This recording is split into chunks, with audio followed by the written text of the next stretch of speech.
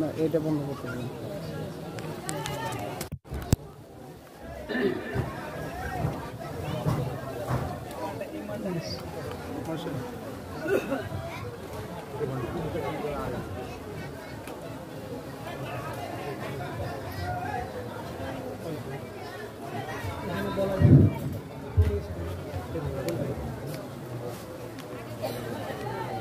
السلام عليكم ورحمة الله وبركاته. إن الحمد لله نحمده ونستعينه ونستغفره ونعوذ بالله من شرور أنفسنا ومن سيئات أعمالنا. من يهده الله فلا مضل له ومن يضلله فلا هادي له. وأشهد أن لا إله إلا الله وحده لا شريك له وأشهد أن محمدا عبده ورسوله. يا أيها الذين آمنوا اتقوا الله حق تقاته ولا تموتن إلا وأنتم مسلمون. يا أيها الناس اتقوا ربكم الذي خلقكم من نفس واحدة وخلق منها زوجها وبث منهما رجالا كثيرا ونساء. واتقوا الله الذي تساءلون به والأرحام إن الله كان عليكم رقيبا. يا أيها الذين آمنوا اتقوا الله وقولوا قولا سديدا يصلح لكم أعمالكم ويغفر لكم ذنوبكم ومن يطع الله ورسوله فقد فاز فوزا عظيما. أما بعد فإن أصدق الحديث كتاب الله وأحسن الحدي حدي محمد صلى الله عليه وسلم وشر الأمور محدثاتها وكل محدثة بدعة وكل بدعة ضلالة وكل ضلالة في النار.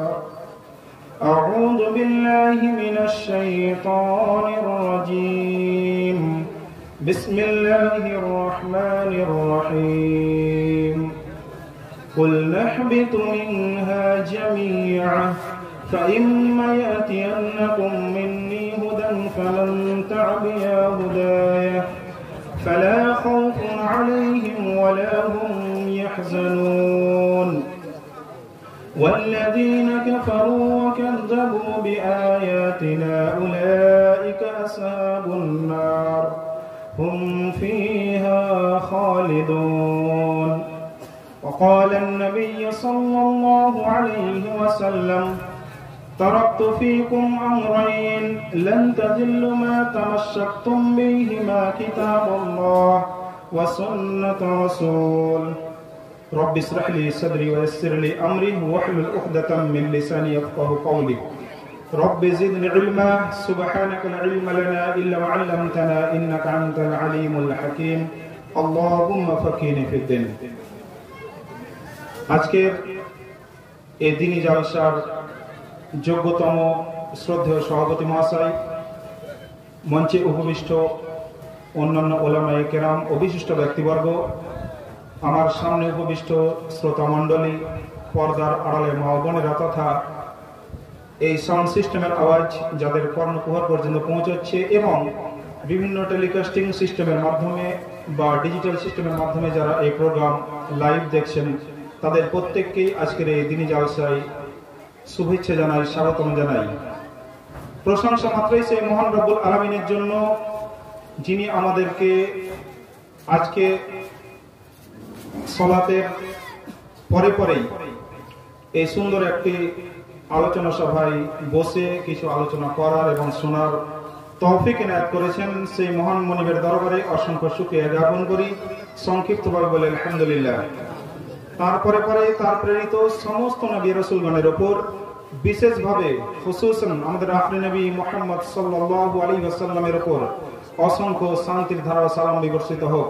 اللهم صل على محمد وعلى ال محمد كما صليت على ابراهيم وعلى ال ابراهيم انك حميد مجيد اللهم بارك على محمد وعلى ال محمد كما باركت على ابراهيم وعلى ال ابراهيم انك حميد مجيد। আমরা প্রায় সকলেই অবগত যে আল্লাহ সুবহানাহু ওয়া তাআলা আমাদের এই জমিনে প্রেরণের পূর্বেই আমাদের আদি পিতা অর্থাৎ আদম আলাইহিস সালামকে সৃষ্টি করেছিলেন। যখন আদম আলাইহিস সালামকে আল্লাহ সৃষ্টি করার জন্য মনস্থ করলেন বা মনস্থির করলেন, তার এই ইচ্ছা কথা তিনি ফেরেশতা মণ্ডলীর সামনে ব্যক্ত করেছিলেন। আল্লাহ সুবহানাহু ওয়া তাআলা ফেরেশতা মণ্ডলীকে লক্ষ্য করে বলেছিলেন, ওয়া ইদ ক্বালা রাব্বুকা লিল মালাইকাতি ইন্নী জাইলুন ফিল আরদি খলিফা قالوا أتجعل فيها من يفسد فيها يسفك الدماء ونحن نسبح بحمدك ونقدس لك قال إني أعلم ما لا تعلمون।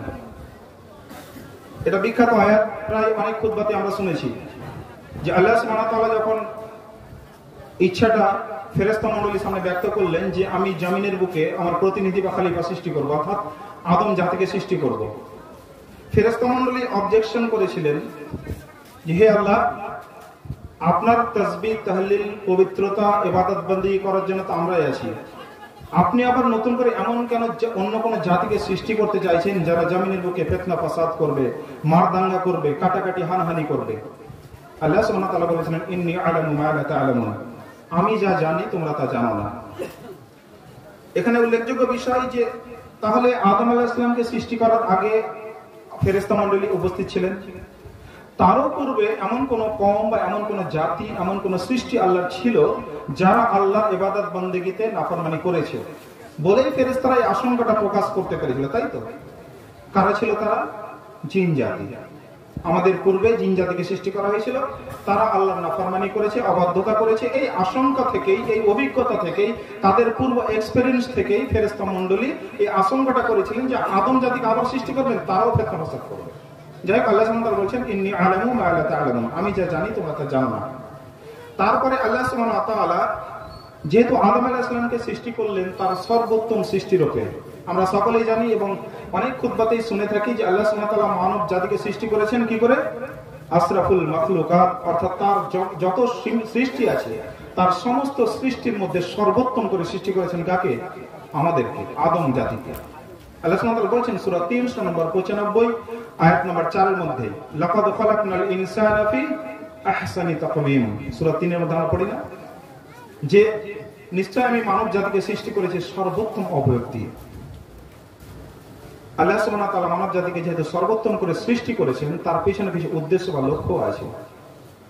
লক্ষ্য উদ্দেশ্য একটাই যে এই আদম জাতি পৃথিবীতে এসে তার ইবাদত বন্দেগী করবে, দাসত্ব করবে, গোলামি করবে, একনিষ্ঠভাবে তারই ইবাদত বন্দেগী করবে, আর কারো ইবাদত বন্দেগী করবে না, কাউকে শরীক স্থাপন করবে না। ওয়াহদাহু লা শারীক, এই কথাটা সে যেমন মুখে বলবে, অন্তরে বিশ্বাস করবে, তেমন আমলেও প্রমাণ করবে। এই জন্য আল্লাহ সুবহানাহু ওয়া তাআলা আদম জাতিকে সৃষ্টি করলেন। আল্লাহ সুবহানাহু ওয়া তাআলা সেই কথা বলেছেন সূরা যারিয়াত নম্বর 51 আয়াত নম্বর 56 এর মধ্যে, ওয়া মা খালাকতুল জিন্না ওয়াল ইনসা ইল্লা লিয়াবুদুন, আমি জিন এবং মানব জাতিকে শুধুমাত্র সৃষ্টি করেছি এই জন্যই যে তারা একমাত্র যেন আমারই ইবাদত বন্দেগী করে, আর দ্বিতীয় কোনো উদ্দেশ্য নেই। তো যাই হোক, আল্লাহ সুবহানাহু ওয়া তাআলা দেখেন এখানে উল্লেখযোগ্য কয়েকটি বিষয়। এর পরে আয়াতে যেহেতু আল্লাহ সুবহানাহু ওয়া তাআলা আদম জাতিকে সর্বোত্তম করে সৃষ্টি করলেন, তার প্রমাণ স্বরূপ আল্লাহ সুবহানাহু ওয়া তাআলা কি করলেন? তার পূর্বের সৃষ্টি ফেরেশতাদেরকেও নির্দেশ দিচ্ছেন, কি দিচ্ছেন? যে এবার তোমরা কি করো? আদমকে সাজদা করো। ওয়াইজিকুলনা লিল মালাইকাতি ইসজুদু লিআদম ফাসাজাদু ইল্লা ইবলিস। আল্লাহ বলছেন এবার হে ফেরেশতা মণ্ডলী, তোমরা এই আদমকে সাজদা করো। সকলে সিজদা করেছিল, ফাসাজাদু ইল্লা, একমাত্র কে করেনি? ব্যতীত ইবলিস, ইবলিস ছাড়া। সে কি করেছিল? আবা ওয়াস্তাকবারা, সে অহংকার করেছিল। কি অহংকার করেছিল? অন্য আয়াতে আল্লাহ সুবহানাহু ওয়া তাআলা বলছেন যে আয়াতটা আমি পড়ছি এটা সূরা বাকারা 30 থেকে 34 নম্বর আয়াত পর্যন্ত এগুলো পুরো ঘটনাটা বর্ণিত আছে। তো যাই হোক, পরে আসছি। অহংকার এটাই করেছিল ইবলিস সেদিন। সূরা আরাফে আল্লাহ সুবহানাহু ওয়া তাআলা বর্ণনা করছেন 12 নম্বর আয়াত থেকে 23 নম্বর আয়াত পর্যন্ত সেই ঘটনা বর্ণনা করছেন। আল্লাহ সুবহানাহু ওয়া তাআলা বলছেন যে মা মানাআকা আল্লা তাসজুদু ইয আমারতু, হে ইবলিস আমি যাকে দুই নিজ হাতে সৃষ্টি করলাম তাকে সাজদা করার জন্য নির্দেশ দিলাম, তোকে কিসে নিষেধ করলো এই সাজদা করতে? সে বলেছিল আনা খায়রুম মিনহু, আমি হচ্ছে তার থেকে উত্তম। নিজে অহংকার করলো, দেখুন আনা খায়রুম মিনহু, আমি তার থেকে উত্তম। কেন? যুক্তি সাজাচ্ছে, বলছে আনা খায়রুম মিনহু খলাকতানি মিন নারিন ওয়া খলাকতাহু মিন তিন, তাকে আপনি সৃষ্টি করেছেন মাটি থেকে আর আমাকে সৃষ্টি করেছেন আগুন থেকে, মাটি থেকে আগুন উত্তম। নিজে নিজে যুক্তি সাজাচ্ছে ইবলিস, মানে অহংকার করলো। আল্লাহ সুবহানাহু ওয়া তাআলা তখনই বলেছিলেন তুই এখান থেকে বের হয়ে যা, অহংকারীদের জান্নাতে কোনো স্থান নেই। যাই হোক, তারপরে আল্লাহ সুবহানাহু ওয়া তাআলা কি করলেন? আদম আলাইহিস সালামকে এবং হাওয়া আলাইহিস সালামকে, আমাদের আদি পিতামাতাকে বললেন ওয়া কুলনা ইয়া আদম উসকুন আনতা ওয়া যাওজুকাল জান্নাতা ওয়া কুলা মিনহা রাগাদান হাইসু শি'তুমা ওয়া লা তাকরাবা হাযিহিশ শাজারাতা ফাতাকুনা মিনাজ জালিমিন। হে আদম, তুমি এবং তোমার স্ত্রী এই জান্নাতের যেখানে ইচ্ছা ভ্রমণ করো, যা ইচ্ছে ভক্ষণ করো, যেখানে ইচ্ছে ঘুরে বেড়াও, কিন্তু ওয়ালা তাকরাবা হাযিহিশ শাজারা ফাতাকুনা মিনাজ জালিমিন, কিন্তু ওই যে গাছটা দেখছো ওয়ালা তাকরাবা, ওর কাছাকাছি পর্যন্ত যাবে না, নিকটবর্তী হবে না। তাহলে দেখুন আয়াতগুলো ভালো করে লক্ষ্য করবেন। আল্লাহ সুবহানাহু ওয়া তাআলা প্রথমে কি করলেন? ফেরেশতাদের নির্দেশ দিলেন, ফেরেশতাদের মধ্যে সবাই সাজদা করলো, ইবলিস করলো না। অর্থাৎ ইবলিস আল্লাহর একটা আদেশকে অমান্য করলো, আর এই একটা আদেশ অমান্য করার কারণে আল্লাহ সুবহানাহু ওয়া তাআলা তাকে জান্নাত থেকে বিতাড়িত করলেন। এবার আদম আলাইহিস সালামকে আল্লাহ সুবহানাহু ওয়া তাআলা কি করলেন? তাকে একটা নিষেধ করলেন, তাই তো? ওখানে আদেশ করেছিলেন সাজদা দাও, সে অমান্য করেছিল, আল্লাহ জান্নাত থেকে বিতাড়িত করে দিলেন যে অহংকারীদের জান্নাতে কোনো স্থান নেই। আর আদম আলাইহিস সালামকে আল্লাহ সুবহানাহু ওয়া তাআলা কি করছেন? একটা নিষেধ করছেন, জান্নাতে যেখানে ইচ্ছা ঘুরে বেড়াও, যা ইচ্ছে ভক্ষণ করো, ওয়ালা তাকরাবা হাযিহিশ শাজারা, ওই গাছটার নিকটবর্তী হবে না। দুর্ভাগ্যবশত ওই শয়তান আবার আদম আলাইহিস সালামকে, আমাদের আদি পিতামাতাকে প্ররোচিত করতে লাগলো, প্রভোগ করতে লাগলো এবং তাদের উত্তেজিত করতে লাগলো যে আল্লাহ সুবহানাহু ওয়া তাআলা তোমাদেরকে শুধু এই জন্য ওই গাছের নিচে যেতে নিষেধ করেছেন যেন তোমরা ওই গাছের ফল খেয়ে চিরঞ্জীবী না হয়ে যাও এবং জান্নাতে যেন স্থায়ী না হয়ে যাও। প্ররোচনা, মিথ্যা প্ররোচনা দিতে লাগলো। দুর্ভাগ্যবশত আমাদের আদি পিতামাতা সেই শয়তান জাস্ট কিছুক্ষণ আগে যে শয়তান আল্লাহর নির্দেশকে অমান্য করেছে, দেখুন বোঝার চেষ্টা করুন, কিছুক্ষণ আগেই আল্লাহ নির্দেশকে অমান্য করেছে, সেই শয়তান আমার প্ররোচিত করলো আদম আলাইহিস সালামকে। অথচ আল্লাহ বলে দিয়েছেন তোমার প্ররোচনায় পা দেবে না। ভুলবশত, দুর্ভাগ্যবশত, যে কোনো কারণে হোক আল্লাহর এটা ইচ্ছা এভাবে হয়তো দুনিয়া আবাদ করবেন, এই জন্য সেই আল্লাহ সুবহানাহু ওয়া তাআলার আদেশকে অমান্য করে, নিষেধকে অমান্য করে আমাদের আদি পিতামাতাও কি করলেন? ওই গাছের ফল খেয়ে ফেললেন। যার কুফরস্বরূপ আল্লাহ সুবহানাহু ওয়া তাআলা এবার বলছেন যে আমি নির্দেশ দিয়েছিলাম, তোমাকে নিষেধ করেছিলাম যে জান্নাতের ওই যে গাছটা আছে ওর কাছাকাছি যাবে না, তুমি ফল খেয়ে ফেললে। সুতরাং যেহেতু তুমিও নিষেধ অমান্য করেছো, এবার আল্লাহ কি করলেন? শাস্তি স্বরূপ দেখুন, প্রথমে শয়তানকে বিতাড়িত করেছিলেন জান্নাত থেকে, আদম আলাইহিস সালামকে সর্বোত্তম সৃষ্টি করেছেন, তাকেও সবকিছু পারমিশন দিলেন, একটা প্রহিবিশন ছাড়া, একটা নিষেধাজ্ঞা ছাড়া যে তুমি ওই গাছটার কাছাকাছি যাবে না। আদম আলাইহিস সালাম ভুল করে ফেললেন, নিষেধকে অমান্য করে ফেললেন। কুফলস্বরূপ যেটা হলো, আল্লাহ সুবহানাহু ওয়া তাআলা বলছেন যে আয়াতটি আমি তেলাওয়াত করেছি তার ব্যাখ্যায় আসবে এবার। সূরা বাকারা নম্বর 2 আয়াত নম্বর 38 আল্লাহ সুবহানাহু ওয়া তাআলা বলছেন কুল নাহবিতু মিনহা জামিয়া, তোমরা এখান থেকে সবাই নেমে যাও, অর্থাৎ জান্নাত থেকে সবাই বিতাড়িত। ইবলিস একটা ভুল করলো, ও সাজদা করলো না, আদেশ অমান্য করলো, তোমাকে একটা জিনিস নিষেধ করলাম, তুমি সেটাও নিষেধ পালন করলে না, সুতরাং এই জান্নাতে থাকার অধিকার আর কারণে। কুল নাহবিতু মিনহা জামিয়া, তোমরা সবাই এখানে জান্নাত থেকে নিচে নেমে যাও। সবাই বলতে এখানে কে ছিল? তখন তো কেউ ছিল না, ছিল ইবলিস বা ফেরেশতা মণ্ডলী যারা ছিলেন, তারা তো আল্লাহর আদেশকে মান্য করেন সব সময়। ইবলিস অমান্য করেছিল, ইবলিস আদম আলাইহিস সালাম নিষেধাজ্ঞা অমান্য করেছিলেন, লঙ্ঘন করেছিলেন আদম আলাইহিস সালাম এবং আমাদের আদি মাতা হাওয়া আলাইহিস সালাম, তিনজনকে বলা হলো কুল নাহবিতু মিনহা জামিয়া, তোমরা জমিনের বুকে চলে যাও। ফাইম্মা ইয়াতিয়ান্নাকুম মিন্নী হুদান ফামান তাবিয়া হুদায়া, তবে হ্যাঁ, যেহেতু আমি তোমাকে সর্বোত্তম করে সৃষ্টি করেছি, আমার নিজ দুই হাতে সৃষ্টি করেছি, তুমি হচ্ছে আমার সবচেয়ে মাহবুব, সবচেয়ে প্রিয় সৃষ্টি এই আদম জাতি, সুতরাং তোমাকে এমনি আমি জায়া করবো না, ধ্বংস করে দেবো না, ফানা করে দেবো না। তোমার জন্য একটা অপশন থাকলো। কি অপশন?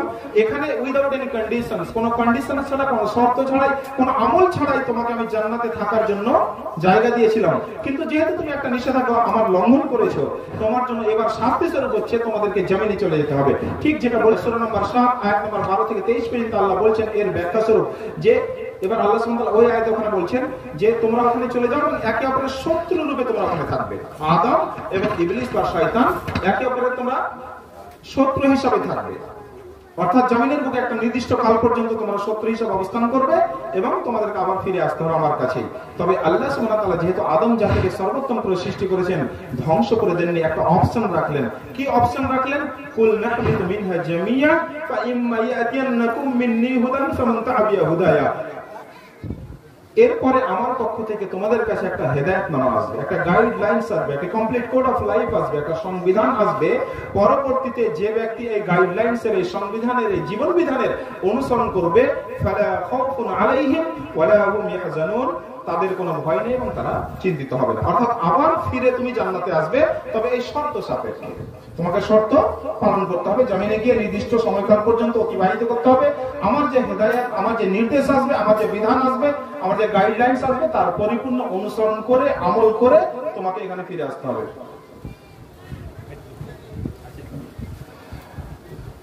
এখানে ফিরে আসতে হবে, এই শর্ত। ঠিক পরের আয়াতটা খুব গুরুত্বপূর্ণ, এই আয়াত দুটো মনে রাখবেন। তাহলে আল্লাহ বললেন কি?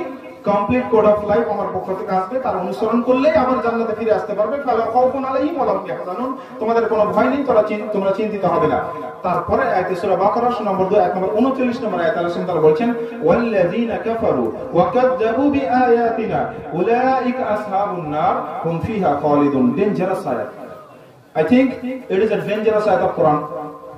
এটা একটা অতিরিক্ত ঝুঁকিপূর্ণ একটা আয়াত এবং খুব ডেঞ্জারাস, মানব জাতির জন্য বিরাট সাবধান বাণী, সমগ্র মানব জাতির জন্য।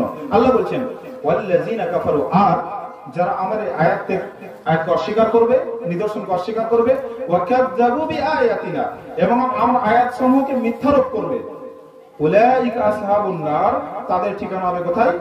নার, জাহান্নাম। হুম ফিহা খালিদুন, সেখানে তারা চিরকাল অবস্থান করবে। হুম ফিহা খালিদুন যেখানে লাগিয়ে দেওয়া হয়েছে, তার জন্য কোনো দ্বিতীয় অপশন নেই যে সে জাহান্নাম থেকে বেরিয়ে আর জান্নাতে কখনো আসতে পারবে। হুম ফিহা খালিদুন মানে পার্মানেন্টলি ও জাহান্নামের বাসিন্দা হবে। তাহলে দুটি আয়াত পরস্পর বিরোধী। উল্লেখযোগ্য বিষয় হচ্ছে যে আল্লাহ সুবহানাহু ওয়া তাআলা এই আয়াতটি কখন বলেছিলেন? আদম আলাইহিস সালামকে বলেছিলেন। আদম আলাইহিস সালাম কে? আমাদের আদি পিতা, অর্থাৎ সর্বপ্রথম মানুষ পৃথিবী জমিনের বুকে, তাকে নির্দেশ দিচ্ছেন। আর তারপরে কতগুলো পয়গম্বর পৃথিবীর বুকে আল্লাহ সুবহানাহু ওয়া তাআলা প্রেরণ করেছেন? 1 লক্ষের উপরে, 1 লক্ষাধিক পয়গম্বর বা রাসূল, নবী আলাইহিস সালাম সবাই পৃথিবীর বুকে এসেছেন মানব জাতিকে সঠিক পথ প্রদর্শনের জন্য। তাহলে কত লম্বা গ্যাপিং এর মধ্যে যে কত কোটি কোটি বছর, হাজার হাজার কোটি বছর যে অতিক্রান্ত হয়েছে, কোন ইতিহাসবিদের কোনো জানার উপায় নেই।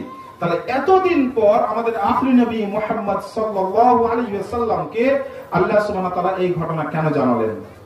প্রশ্ন আছে না মনে? আফালা ইয়াতাদাব্বারুনাল কুরআন, আল্লাহ বলেছেন তোমরা কোরআন নিয়ে গবেষণা কেন করো না? গবেষণা যখন করেন অটোমেটিক প্রশ্ন আসবে।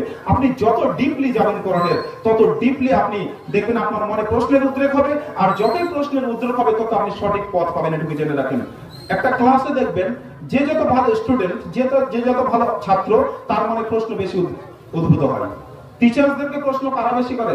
যারা ওই লাস্ট বেঞ্চের ছেলে, ওরা করে না। যারা ফার্স্ট বেঞ্চের ছেলে, যারা ট্যালেন্ট স্টুডেন্ট, তারা বেশি প্রশ্ন করে।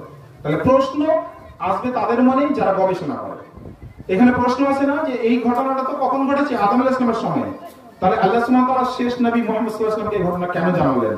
জানালেন এই জন্যই যে ওই ঘটনাটা বা ওই নির্দেশটা যে কুল নাহবিতু মিনহা জামিয়া ফা ইম্মা ইয়াতিয়ান্নাকুম মিন্নী হুদান ফামান তাবিয়া হুদায়া ফালা খাউফুন আলাইহিম ওয়া লা হুম ইয়াহজানুন ওয়াল্লাযীনা কাফারু ওয়া কাযযাবু বিআয়াতিনা উলাইকা আসহাবুন নার হুম ফিহা খালিদুন। এই আয়াত দুটি শুধুমাত্র আদম আলাইহিস সালামের জন্যই প্রযোজ্য ছিল না, বরং সমগ্র বনু আদমের জন্য প্রযোজ্য। আদম আলাইহিস সালামের পর থেকে নিয়ে যতগুলো মানুষ পৃথিবীর বুকে জন্মগ্রহণ করেছে আজ পর্যন্ত, কিয়ামতের আগে অবধি যতগুলো মানুষ, শেষ ব্যক্তিটি যারা পৃথিবীর বুকে জন্মগ্রহণ করবে, তাদের প্রত্যেকের জন্য ওই রুলস, ওই সুন্নাত, ওই পদ্ধতি, ওই সংবিধান প্রযোজ্য হবে। এটাই হচ্ছে উদ্দেশ্য এবং লক্ষ্য নবী সাল্লাল্লাহু আলাইহি ওয়াসাল্লামকে জানানোর। তো যাই হোক, আল্লাহ সুবহানাহু ওয়া তাআলা এরপরে যতগুলো নবী বা রাসূল প্রেরণ করেছেন, মানুষ যখন বিভ্রান্ত হয়েছে, পথভ্রষ্ট হয়েছে, তখন আল্লাহ সুবহানাহু ওয়া তাআলা তাদেরকে সঠিক পথে আনানোর জন্য, দিক নির্দেশনার জন্য আল্লাহ সুবহানাহু ওয়া তাআলা যুগে যুগে কালে কালে নবী বা রাসূল প্রেরণ করেছেন। এবং প্রত্যেককেই একটি মেসেজ, একটি বার্তা, একটা পেগাম সহ পাঠিয়েছেন, যে প্রত্যেকের আহ্বান, প্রত্যেকের ফল একটাই ছিল। কি?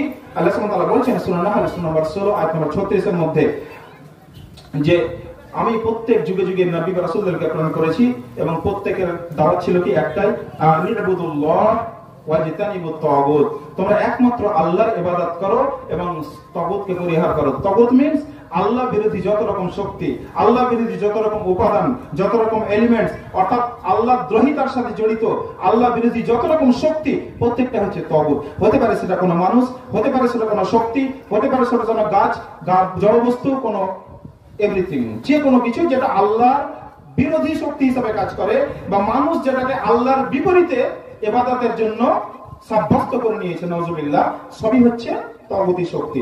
আল্লাহ বলেছেন প্রত্যেকটা নবীকে, এই যে তানিবুত তাগুত, তোমরা তাগুতকে পরিহার করে চলো। ঠিক লা ইলাহা ইল্লাল্লাহ কালিমাতের মানে এটা, লা ইলাহা, নেই কোনো মাবুদ, ইল্লাল্লাহ, একমাত্র সত্য আল্লাহ, মাবুদ ছাড়া। তো এই যে এই লা ইলাহা, প্রথমে রিজেকশন করছি, প্রথমে প্রত্যেককে ডিনাই করছি, লা ইলাহা, নেই কোনো মাবুদ, এই ডিনাই অংশটি হচ্ছে ইস্তানিবুত তাগুত, সমস্ত তাগুতকে আমরা পরিহার করছি প্রথমে। তারপর ইল্লাল্লাহ, একমাত্র সত্য হচ্ছেন কে? আল্লাহ, একমাত্র সত্য মাবুদ আল্লাহ। তো যাই হোক, প্রত্যেক যুগে যুগে আল্লাহ সুবহানাহু ওয়া তাআলা নবী ওয়া রাসূলকে প্রেরণ করেন, এবং আল্লাহ সুবহানাহু ওয়া তাআলা এই ঘটনা বলছেন সূরা রদ নম্বর 13 আয়াত নম্বর 7 এর মধ্যে, ওয়ালিকুল্লি কওমিন হাদ, এমন কোন কওম পৃথিবীর বুকে অতিবাহিত হয়ে যায়নি যার জন্য আমি একটা পথপ্রদর্শক বা একটা নবী বা রাসূল প্রেরণ করিনি। অর্থাৎ প্রত্যেক যুগের জন্য, প্রত্যেক কালের জন্য, প্রত্যেক সময়ের জন্য, প্রত্যেক কওমের জন্য, প্রত্যেক এলাকার জন্য আল্লাহ সুবহানাহু ওয়া তাআলা নবী বা রাসূল প্রেরণ করেছেন। যখন সেই কওমের লোক, সেই এলাকার লোক, সেই সময়ের লোক পথভ্রষ্ট হয়ে গেছে, আল্লাহর পথকে ছেড়ে শয়তানের পথকে যখন অনুসরণ করার পন্থা অবলম্বন করেছে, তখনই আল্লাহ সুবহানাহু ওয়া তাআলা তাদেরকে সঠিক পথে আনানোর জন্য কি করেছেন? একজন নবী বা রাসূলকে, পয়গম্বরকে প্রেরণ করেছেন। আর উল্লেখযোগ্য বিষয় যে এই নবী বা রাসূলকে আল্লাহ সুবহানাহু ওয়া তাআলা প্রেরণ করেছেন প্রত্যেকে কিছু সহিফা, কিছু নসিহত, কিছু গাইডলাইন্স বা সংবিধান দিয়ে পাঠিয়েছেন। হ্যাঁ, এই সংবিধান হচ্ছে কি না, প্রত্যেকের জন্য যুগ উপযোগী একটা সংবিধান দিয়ে পাঠিয়েছেন। যেমন কি এর পূর্বে আমরা জানি যে যতগুলো নবী বা রাসূল এসেছেন তাদেরকে প্রত্যেককে সহিফা দেওয়া হয়েছে। কোরআন মাজিদের মধ্যে মাত্র 4টি কিতাবের নাম উল্লেখ করা হয়েছে। আল্লাহ সুবহানাহু ওয়া তাআলা উদাহরণস্বরূপ 4টি কিতাবের নাম বলেছেন। কি কি? তাওরাত, জাবুর, ইনজিল আর ফুরকান। তাওরাত কার উপর নাযিল হয়েছিল? মুসা আলাইহিস সালামের উপর। ইনজিল কার উপর? ঈসা আলাইহিস সালামের উপর। জাবুর দাউদ আলাইহিস সালাম, মাশাআল্লাহ। এবং ফুরকান বা কোরআন আমাদের রাসূল নবী মুহাম্মদ সাল্লাল্লাহু আলাইহি সাল্লামের উপর নাযিল হয়েছিল। উদাহরণস্বরূপ আল্লাহ 4টি কিতাবের নাম এখানে উল্লেখ করেছেন। যাই হোক, এবং উদাহরণস্বরূপ এত 1 লক্ষের উপর পয়গম্বরের মধ্যে 25 জন নবীর নাম সহ আল্লাহ সুবহানাহু ওয়া তাআলা কোরআনের মধ্যে বর্ণনা করেছেন। এটা আল্লাহর মর্জি এবং আল্লাহর ইচ্ছা। উদাহরণস্বরূপ যার জন্য যে কওমের উদাহরণগুলো প্রয়োজন আমাদের হেদায়েতের জন্য, আল্লাহ সেগুলো উল্লেখ করেছেন। তো আল্লাহ সুবহানাহু ওয়া তাআলা এই প্রত্যেক নবী বা রাসূলকে হেদায়েত দিয়ে পাঠিয়েছেন, গাইডলাইন্স দিয়ে পাঠিয়েছেন। প্রত্যেক কওমের লোকের জন্যই সেই সময়ের যে নবী ছিল তার অনুসরণ করা, এবং সেই নবীকে যে কিতাব দিয়ে পাঠিয়েছিলেন সেই কিতাবের অনুসরণ করা বাধ্যতামূলক ছিল। তবেই হবে কুল নাহবিতু মিনহা জামিয়া ফাইম্মা ইয়াতিয়ান্নাকুম মিন্নি হুদান ফামান তাবিয়া হুদায়া ফালা খাউফুন আলাইহিম ওয়া লাহুম ইয়াহজানুন। অর্থাৎ যে যুগে, যে কওমে, যে জাতির মধ্যে যখন যে নবী বা রাসূলকে প্রেরণ করা হয়েছে, সেই যুগের লোকের জন্য, সেই কওমের লোকের জন্য সেই নবীর এবং সেই কিতাবের অনুসরণ করা বাধ্যতামূলক বা কম্পালসারি। এর বাইরে যখন সে যাবে তখনই ওর জন্য ওই আয়াতটি প্রযোজ্য হয়ে যাবে। পরের আয়াত, ওয়াল্লাযিনা কাফারু ওয়া কাযযাবু বিআয়াতিনা উলাইকা আসহাবুন নার হুম ফিহা খালিদুন। এর বাইরে যদি কেউ এই আয়াতকে অস্বীকার করে এবং মিথ্যারোপ করে, তাহলে তার জন্য ঠিকানা হবে কোথায়? জাহান্নাম। আমাদের নবী হচ্ছেন আখিরি নবী মুহাম্মদ সাল্লাল্লাহু আলাইহি ওয়াসাল্লাম। তাহলে আমাদের উপর প্রযোজ্য কোন কিতাবটি? কোন কিতাবের অনুসরণ আমাদের জন্য প্রযোজ্য? আল কোরআন। যেহেতু আল কোরআন নবী করিম সাল্লাল্লাহু আলাইহি ওয়াসাল্লামের উপর নাযিল হয়েছে এবং অনুসরণ করা আমাদের উপর ফরজ কার? নবী করিম সাল্লাল্লাহু আলাইহি ওয়াসাল্লামের। হ্যাঁ, আরেকটা উল্লেখযোগ্য বিষয় যে এর পূর্বে নবী করিম সাল্লাল্লাহু আলাইহি ওয়াসাল্লামের পূর্বে যতগুলো নবী বা রাসূল পৃথিবীর বুকে এসেছেন, তাদের প্রত্যেকের একটা নির্দিষ্ট কওমের জন্য এসেছেন, কোন সময়ের জন্য এসেছেন, কোন এলাকার জন্য এসেছেন, এবং তারা কিন্তু সমগ্র মানব জাতির জন্য আসেননি। তাদের কওম, তাদের সময়, তাদের এলাকা যখন ধ্বংস হয়ে গেছে, সেই নবীর নবুয়ত খতম হয়ে গেছে, ভ্যালিডিটি এক্সপায়ার। কিন্তু আমাদের আখিরি নবী মুহাম্মদ সাল্লাল্লাহু আলাইহি ওয়াসাল্লাম হচ্ছেন এমন একজন নবী, ব্যতিক্রম নবী, যিনি সমগ্র মানব জাতির জন্য নবী, সমগ্র ইউনিভার্স, সমগ্র কায়নাতের জন্য নবী। আল্লাহ সুবহানাহু ওয়া তাআলা 3 জায়গায় বলেছেন কোরআনের মধ্যে। একটি বলেছেন সূরা আম্বিয়া সূরা নম্বর 21 আয়াত নম্বর 107 এর মধ্যে, ওমা আরসালনাকা ইল্লা রাহমাতাল লিল আলামিন। হে নবী সাল্লাল্লাহু আলাইহি ওয়াসাল্লাম, আপনাকে আমি শুধুমাত্র একমাত্র রহমত হিসেবে পাঠিয়েছি সমগ্র মানব জাতির জন্য। রাহমাতাল লিল আলামিন, সমগ্র মানব জাতির জন্য রহমত স্বরূপ প্রেরণ করেছি। আর আল্লাহ বলেছেন কোন জায়গায়? সূরা সাবা সূরা নম্বর 34 আয়াত নম্বর 28 এর মধ্যে, কুল ইয়া আইয়ুহান নাস, হে নবী সাল্লাল্লাহু আলাইহি ওয়াসাল্লাম আপনি বলে দিন, যে আমি সমগ্র মানব জাতির জন্য বাশীরাম ওয়া নাযীরা, তোমাদের সমগ্র মানব জাতির জন্য আল্লাহর পক্ষ থেকে প্রেরিত কি বাশীরাম সুসংবাদদাতা ও নাযীরা এবং সতর্ককারী, অর্থাৎ আমি নবী বা রাসূল।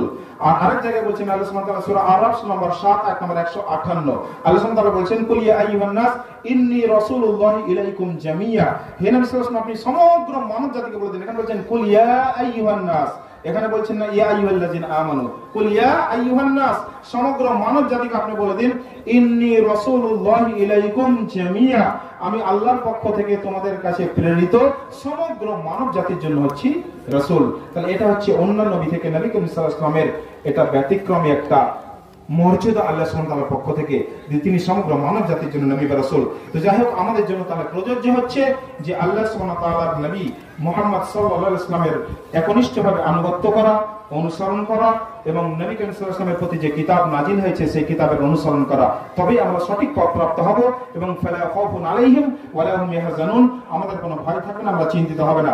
আর এর বিপরীত যদি আমরা করি, অর্থাৎ কোরআনের আয়াতের উপর যদি মিথ্যারোপ করি, কোরআনের আয়াতকে যদি অস্বীকার করি, তাহলে কি হবে ওয়াল্লাযিনা কাফারু ওয়া কাযযাবু বিআয়াতিনা উলাইকা আসহাবুন নার হুম ফিহা খালিদুন। আর যদি আমার হেদায়েতের তোমরা অস্বীকার করো এবং আমার আয়াতগুলোর উপর মিথ্যারোপ করো, তাহলে তোমাদের ঠিকানা হবে কোথায়? জাহান্নাম, হুম ফিহা খালিদুন, সেখানে তোমরা চিরযুগ যুগ ধরে থাকবে। আসুন এবার মেইন টপিকে আসি। আমরা এখানে কয়েকটা প্রশ্ন আগে করি ওত নেওয়ার জন্য। আমরা এখানে সবাই মুসলিম না অমুসলিম কেউ আছি? অমুসলিম কেউ থাকে হাত তুলবেন। অমুসলিম নেই, সব মুসলিম আলহামদুলিল্লাহ। আচ্ছা, আমাদের প্রত্যেকের ধর্ম ইসলাম, প্রত্যেকের কোরআনের উপর পরিপূর্ণ ঈমান আছে তো? আমরা জানি তো যে এটা আল্লাহর পক্ষ থেকে নাযিলকৃত, আমরা বিশ্বাস করি তো যে এটা হচ্ছে লা রাইবা ফি, নিঃসন্দেহ, বিন্দুমাত্র সন্দেহ নেই, আল্লাহ যেটা বলেছেন সেটাই হক, এতে বিন্দুমাত্র সন্দেহ নেই, এটা আমরা বিশ্বাস করি তো? আচ্ছা, আল্লাহ সুবহানাহু ওয়া তাআলা যে কথাটা বলেছেন সেই কথাটা আমরা মানতে রাজি তো? আচ্ছা, যদি এরকম ধরনের হয় যে আজকে আপনার মধ্যে এমন একটা আমল বা আমার মধ্যে এমন একটা আমল আছে, মৌলানা সাহেব বললেন যে এই আয়াতের এটা বিপরীত, ছাড়তে রাজি আছি আমরা, যে এই আয়াত যেহেতু বলছে, আল্লাহর কোরআন বলছে এটা সঠিক আমল, আমার নিজের মধ্যে ভুল আমলটা আছে, ছাড়তে রাজি আছি তো আল্লাহর জন্য? ইনশাআল্লাহ হাত তুলে একবার সমর্থন জানাবো সবাই। তাহলে কোরআন সুন্নাহকে মানতে রাজি আছি, জি, তবে আলোচনা এগিয়ে নেওয়া যাবে। আর কোরআন সুন্নাহকে যদি না মানি, আল্লাহর কিতাবকে যদি না মানি, তাহলে ঈমান তো ওখানেই কমজোর। আল্লাহ নবী সাল্লাল্লাহু আলাইহি ওয়াসাল্লাম একটা হাদিসের মধ্যে বলছেন, হাদিসে কুদসি হাদিসটি, উমর রাদিয়াল্লাহু আনহু বলছেন, হাদিসটি বর্ণনা করা হচ্ছে উমর রাদিয়াল্লাহু আনহু বলছেন, ফাআখবারানি আনিল ঈমান, নবী সাল্লাল্লাহু আলাইহি ওয়াসাল্লামকে জিজ্ঞেস করা হচ্ছে, ইয়া রাসূলুল্লাহ ঈমান কি? তিনি বলছেন, মান আমানা বিল্লাহি ওয়া মালাইকাতিহি ওয়া কুতুবিহি ওয়া রুসুলিহি ওয়াল ইয়াউমিল আখির বিল কদরি খাইরি ওয়া শাররি। ঈমান কি প্রশ্ন করা হলো, নবী সাল্লাল্লাহু আলাইহি ওয়াসাল্লাম উত্তর দিলেন, ঈমান হচ্ছে কি? মান আমানা বিল্লাহি, তুমি বিশ্বাস রাখবে এক আল্লাহর উপর, ওয়া মালাইকাতিহি সমস্ত ফেরেশতা সমূহের উপর, ওয়া কুতুবিহি আল্লাহর নাযিলকৃত সমস্ত কিতাবের উপর, ওয়া রুসুলিহি আল্লাহর সমস্ত নবী বা রাসূলদের উপর, ওয়াল ইয়াউমিল আখির এবং আখিরাত দিবসের উপর, বিল কদরি খাইরি ওয়া শাররি এবং তাকদীরের ভালো এবং মন্দের উপর। এই 6টি জিনিসের উপর ঈমান যতক্ষণ আমরা পরিপূর্ণ না করব, ততক্ষণ ঈমান আমাদের পরিপূর্ণতা পাবে না বা মুকাম্মাল হবে না।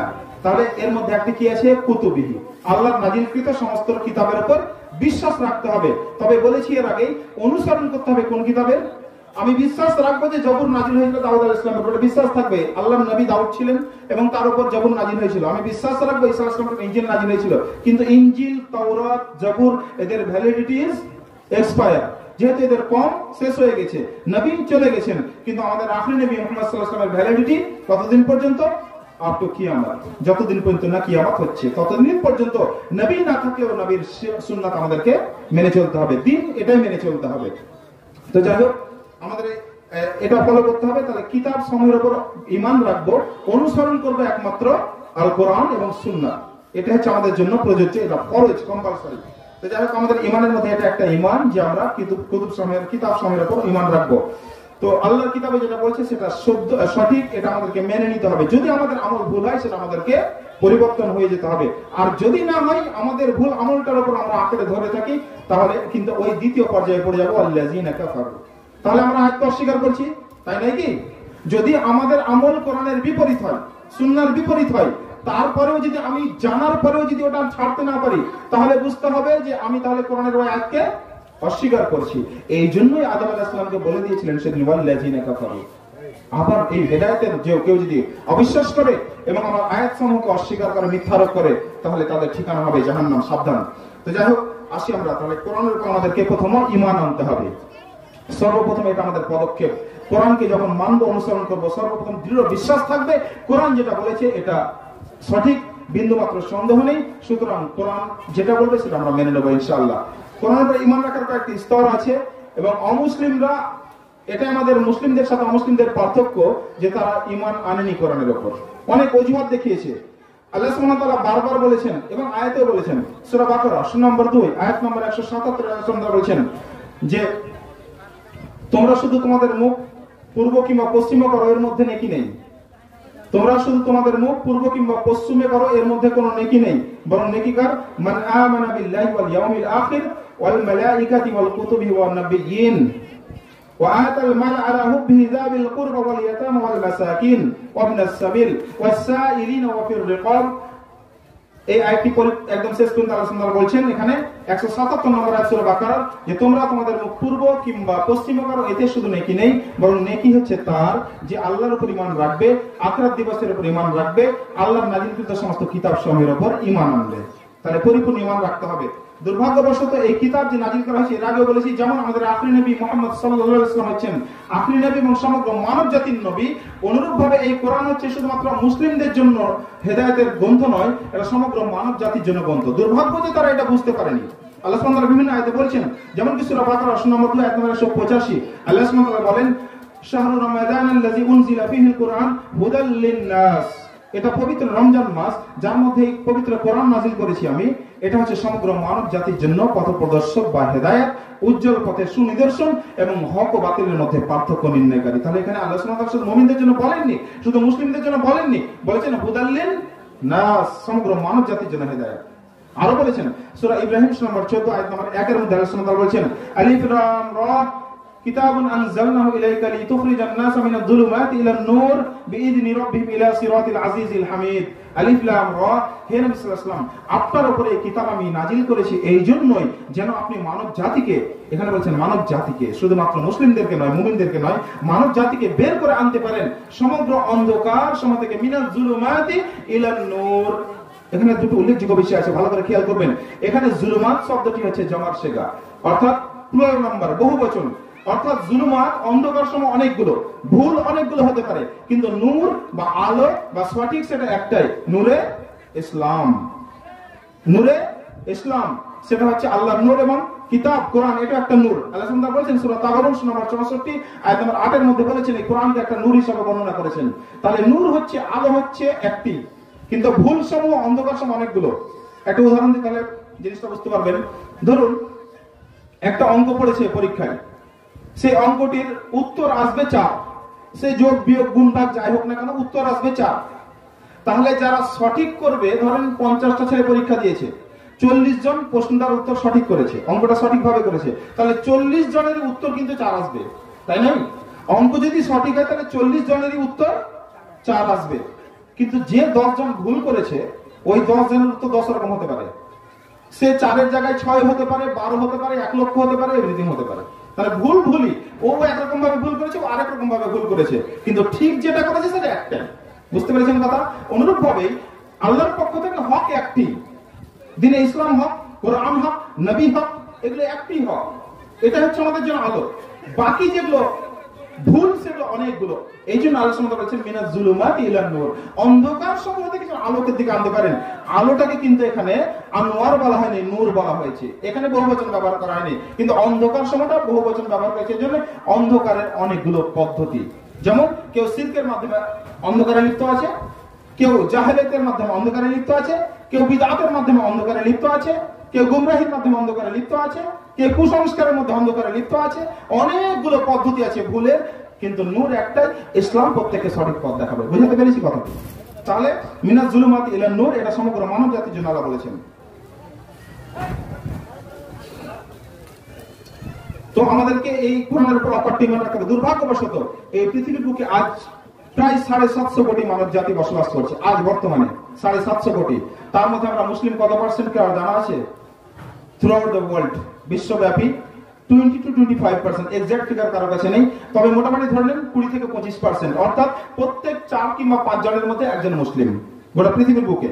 অর্থাৎ তারপরে যদি আমরা ধরে নিই 750 কোটি লোক, তার মানে প্রায় 200 থেকে 180 কোটি লোক আমরা মুসলিম, বাকিগুলো অমুসলিম, হিন্দু, খ্রিস্টান, বৌদ্ধ, জৈন, এভরিথিং, অনেকগুলো ধর্ম আছে। তো এরা হচ্ছে বাকিটা। তাহলে কতটা? 200 কোটি ধরে নিই মোটামুটি অ্যাপ্রক্সিমেট, তাহলে 550 কোটি লোক অন্য জাতির। এদের জন্য আল্লাহ কোরআনকে হেদায়েত স্বরূপ নাজিল করেছিলেন, দুর্ভাগ্যবশত তারা ঈমান আনেনি। আল্লাহ সুবহানাহু ওয়া তাআলা এদের লক্ষ্য করে বলছেন সূরা রদ নম্বর 13 আয়াত নম্বর 1 এর মধ্যে, আলিফ লাম মিম রা তিলকা আয়াতুল কিতাব ওয়াল্লাযী উনজিলা ইলাইকা মির রাব্বিকুম ওয়ালাকিন আকসারান নাসি লা ইউমিনুন। আল্লাহ এখানে বলছেন এদের জন্যই যে আলিফ লাম মিম রা, এই কিতাবই হচ্ছে আল্লাহর পক্ষ থেকে নাজিলকৃত এবং এটাই হচ্ছে হক, কিন্তু ওয়ালাকিন আকসারান নাসি লা ইউমিনুন, কিন্তু অধিকাংশ মানুষের উপর ঈমান আনেনি। তাহলে ঈমান আনাটা আমাদের জন্য প্রথম জরুরি। যাই হোক, আলহামদুলিল্লাহ, আল্লাহ আমাদেরকে মুসলিম ঘরে জন্ম দিয়েছেন, মুসলিম করে পৃথিবীর বুকে প্রেরণ করেছেন। আমরা অন্ততপক্ষে এটুকু পথ আমরা পেয়েছি যে কোরআনের উপর আমাদের অকাট্য ঈমান আছে, আমরা পথভ্রষ্ট হয়ে যাইনি, আমরা হেদায়েতের পথে আছি। প্রথম পদক্ষেপ আল্লাহর পক্ষ থেকে, গড গিফটেড আমাদের জন্য, এর জন্য আল্লাহ শুকরিয়া আদায় করি আলহামদুলিল্লাহ।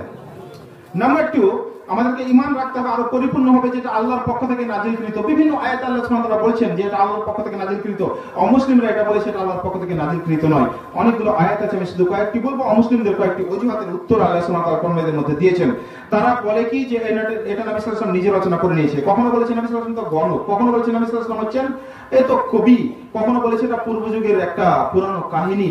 আল্লাহ সুবহানাহু ওয়া তাআলা প্রত্যেকটা উত্তর দিয়েছেন প্রত্যেকটা আয়াতে। শুধুমাত্র একটি সূরার আয়াত আমি বলবো।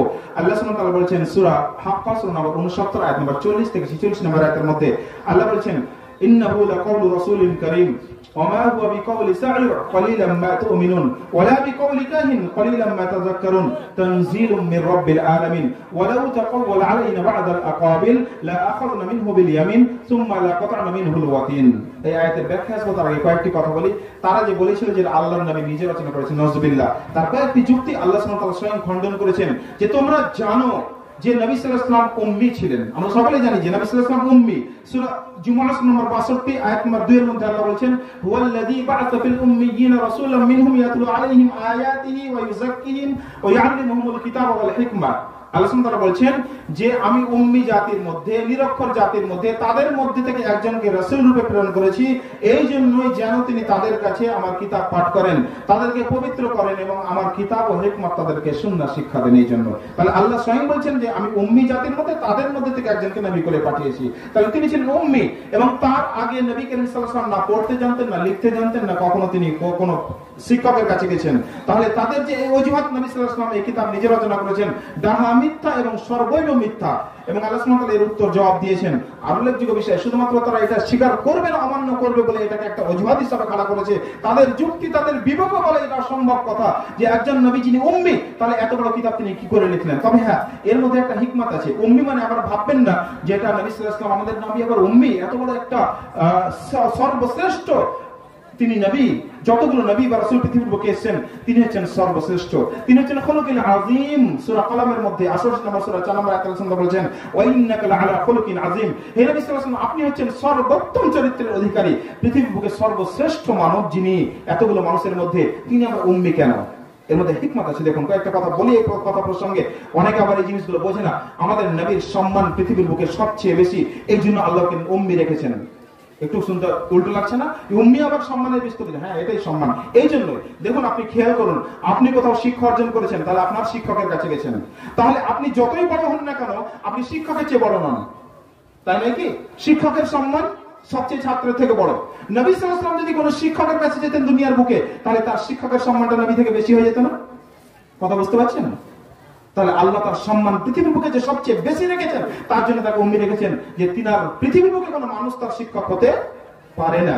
নাম্বার 1।